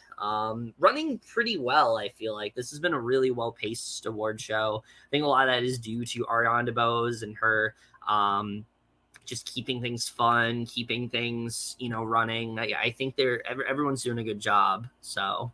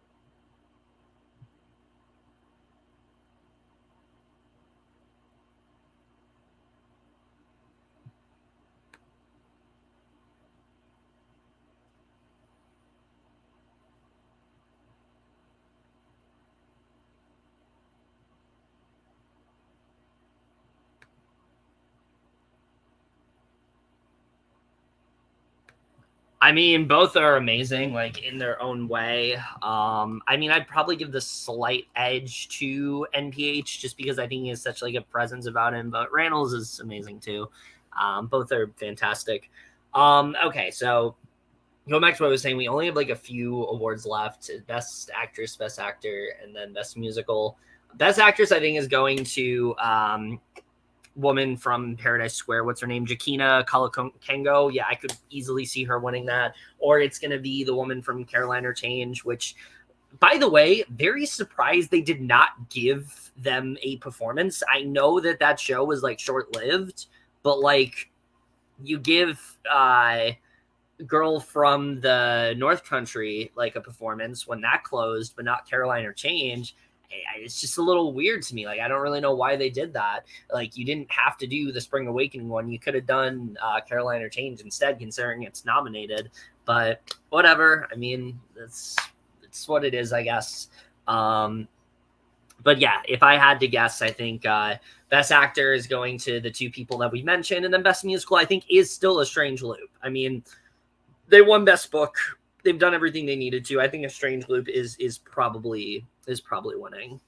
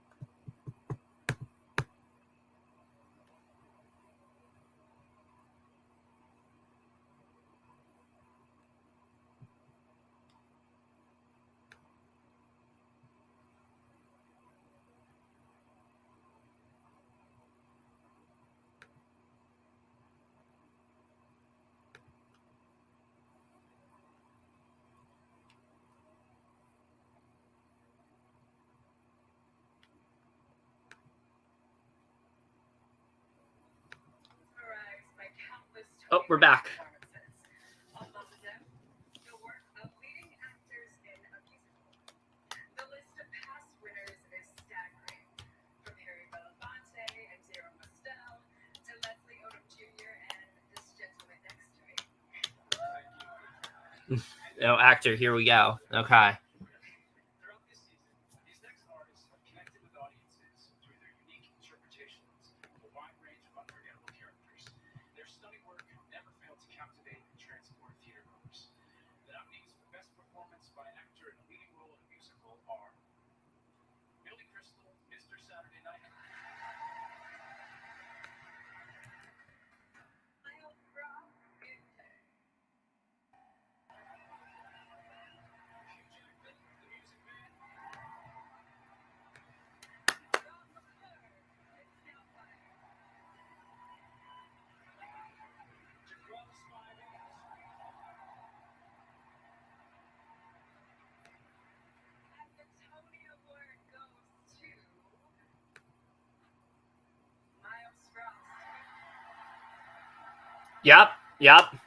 Yep.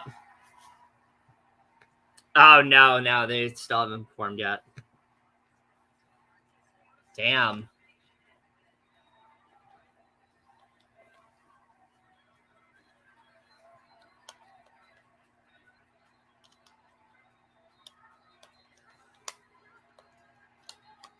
So MJ could win, potentially. We'll see. I'm not writing it off.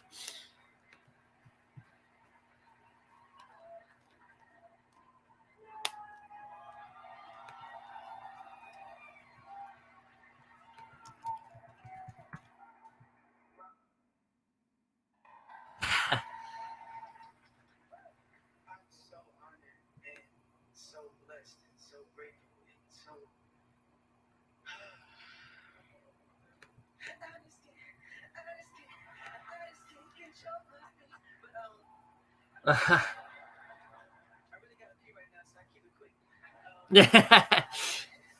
Mom, I love you so much. Without you, there would be no me. I would not.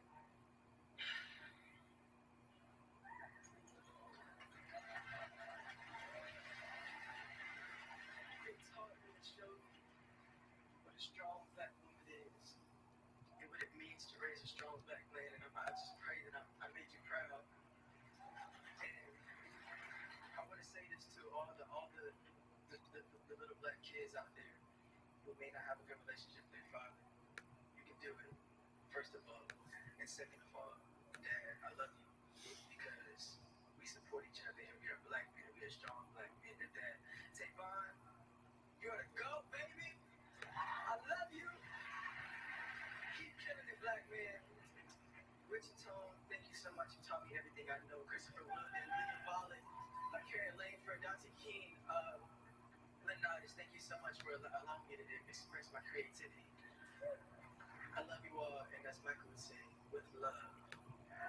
With love. Heal the world.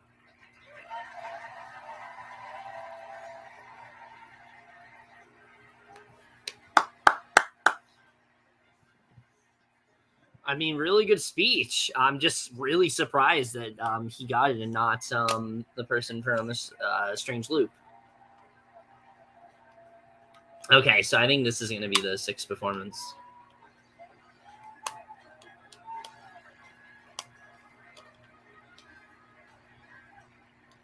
What an honor it is to be back in the theatre and reunited with you, Danielle. And you, Jacquina, our sister on stage, and honestly, in life. We are honored to celebrate you and the other gifted performers who have been recognized. Oh, no, Best Actress. Okay. Broadway musicals this season. All of them can and should be proud of their accomplishments. Yes, they have given us the kinds of performances that remain with us long after the final curtain. They bring to their work the intelligence, compassion, and emotional depth necessary to serve their stories and ultimately their scores. The nominees for Best Performance by an Actress in a Leading Role in a Musical are Sharon D. Clark, Carolina Change.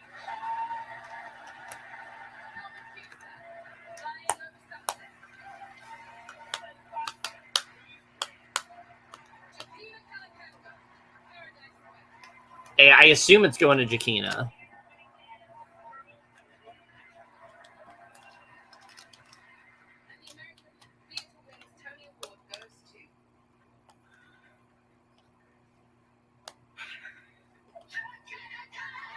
Yep.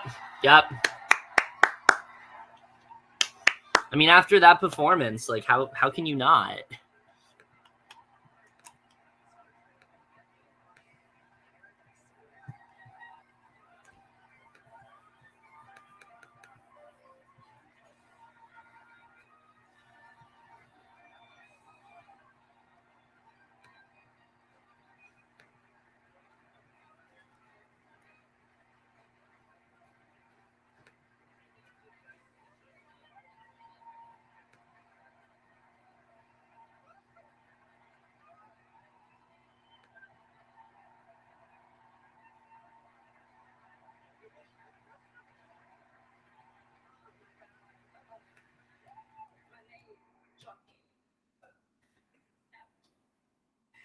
So I gotta give thanks and praise to God because He has kept me and been my refuge through this crazy journey.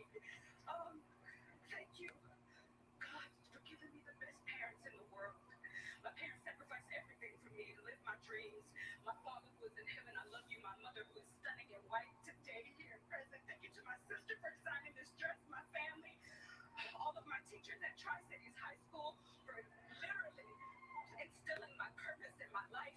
Thank you to Mark Travinsky, our producers, Moises for leading with love. Thank you to Jason Howland. It is a privilege and honor to sing your music every night, and more so than honor to call you friend. Thank you to my incredible company. This is ours.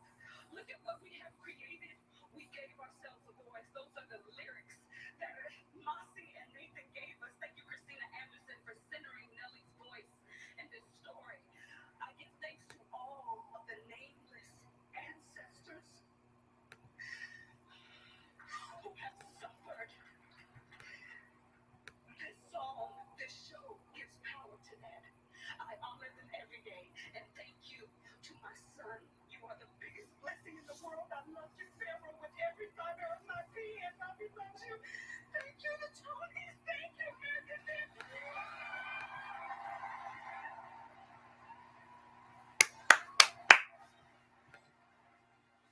Very good Very good one. Very good one. I would assume the 6th performance is next because they haven't performed yet.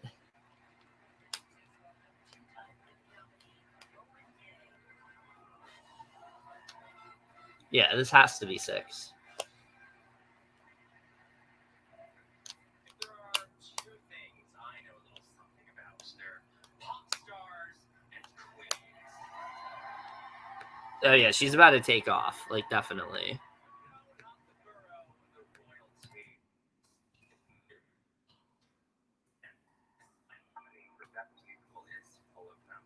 Follows the 6 wives of Henry VIII as they take the mic at a pop concert to remix 500 years of historical heartbreak into an exuberant celebration of 21st century girl power.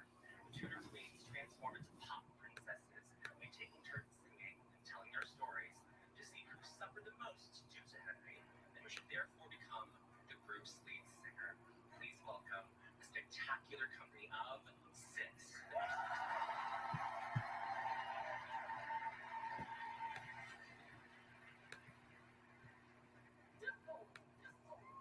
Here we go.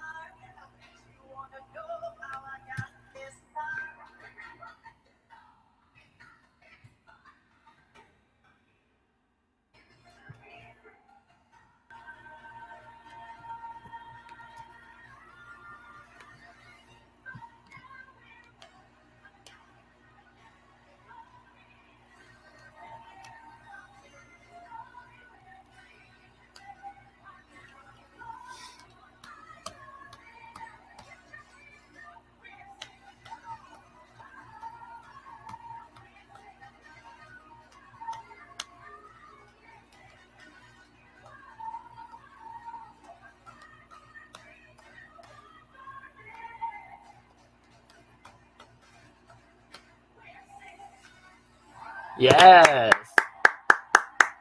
That was so good.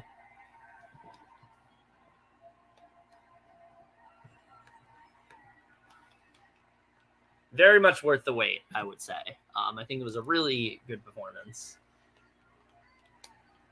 I could definitely see why the momentum has dropped, though, because, like, as fun of a show as that is, it doesn't scream like this is the one that's winning, you know? Like, Strange Loop, that's the one that screams this is winning.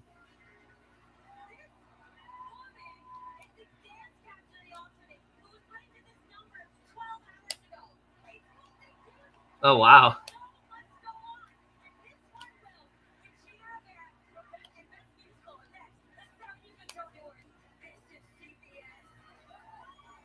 Okay, so we're almost done here to see who wins Best Musical. It could be anyone at this point, to be honest with you. I don't really know what's going to happen moving forward.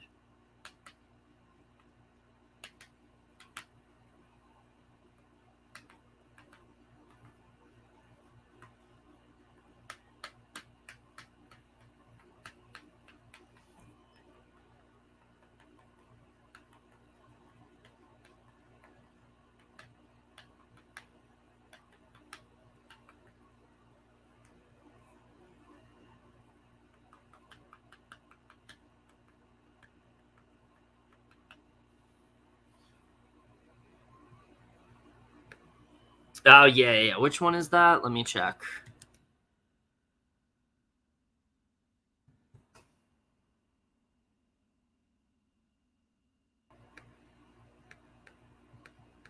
Oh, yes. Don't Lose Your Head is so good. That is a fantastic song. There are a lot of great musical numbers in that one. So...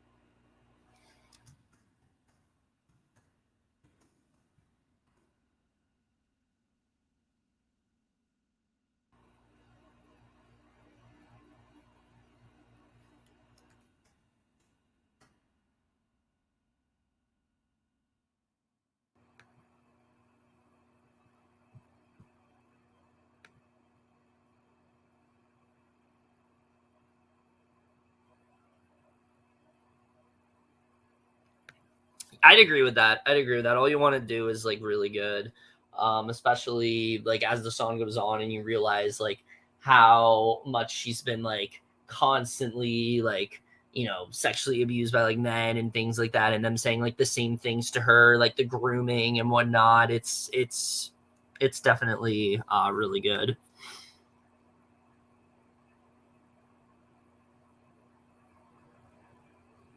All right, here we go. Best musical. Anita in West Side Story. She is much more than a character in a musical. Anita altered the trajectory of my life and in the life of so many other performers. And it all began with the actress who originated the role on stage. Her Anita was so strong and honest and beautiful that she reached out to every young person in our community, and she let us know that there was a place for us. A place that was created the moment she stepped on the stage, changing the very perception of who we are. For that, I am, and I know we all are, eternally grateful. Tony Awards, please welcome Broadway legend, Cheetah Rivera.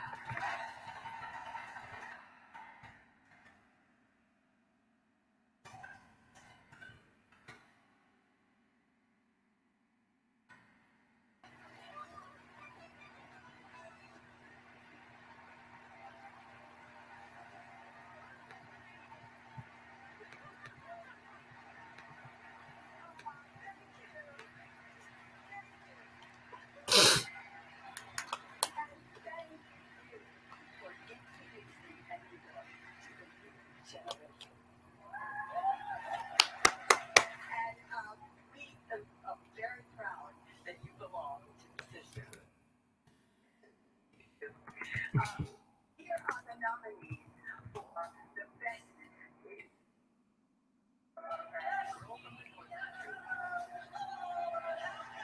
Here we go. It's gonna be either MJ or Strange Loop. Like, I don't think there's any other possibility.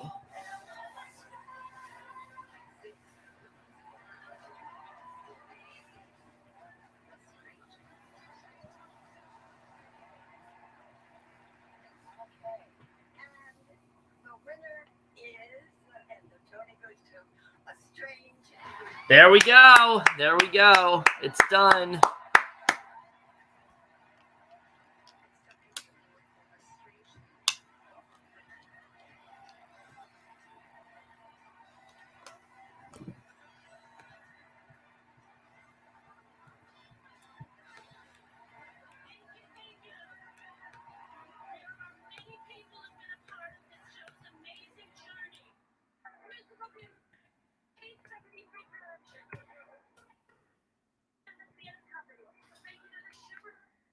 Giving us a beautiful home at the Lyceum Theater.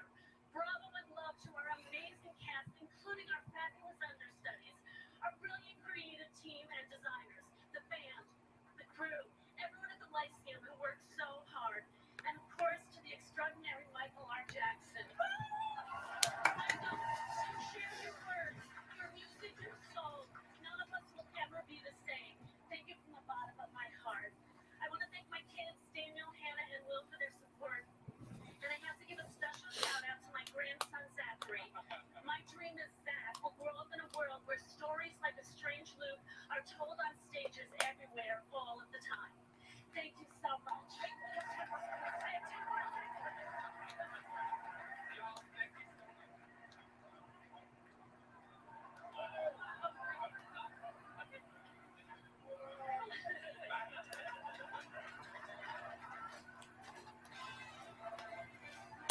Well, nothing being played off. Congratulations to all of our winners. God, that makes me so happy. Broadway's back, baby, and she's waiting for you. So come to New York, see a Broadway show, get up and enjoy. It'll change your life. Whatever. And now, before we say goodnight, I got one more matchup for you. Can you dig it? I think you can. I think you can. How many minutes till the end of the Tony? Stick around to every version and show real quick before you all go. I hope you know. This is your round of applause. Go Paradise. Go Paradise. Way.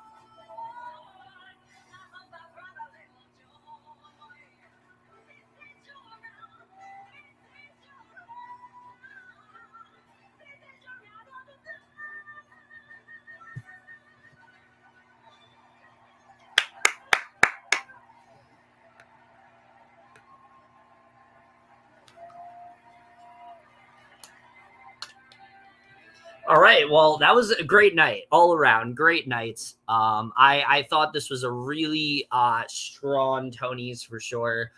Probably one of the strongest ones we've had in quite a bit. Great host in Arianna DeBose.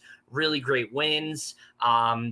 Really strong performance, and also just did a really great job of just being this great like celebration of Broadway. Really, like I said, it just felt like we were back to normal with the Tonys. This is the Tonys that we become accustomed to, and I just really loved it all around. I wish that they would have given Michael R. Jackson some time to speak, because it seemed like he really wanted to, but I'm really happy for A Strange Loop for sure. I think that there's very few shows that are like it, the way that it's conceived and everything like that.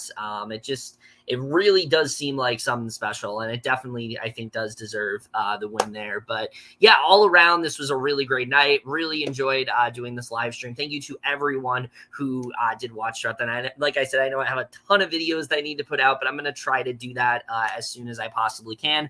But that's it for this video. Hope you guys enjoyed it. As always, comment down below. Let me know what you guys thoughts of the Tony Awards, all that stuff. Would love to hear your thoughts on it.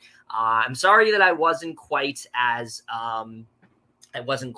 accurate with my predictions, or I didn't get to do as much in the pre-show. But like I said, I wasn't anticipating for them to start as early as they did. So that's on me, I guess. But hopefully next year I'll be a bit more like punctual and whatnot. But that's it for this video. Hope you guys enjoyed it. We'll see you guys in my next video, and we'll see you guys for that. Okay, bye.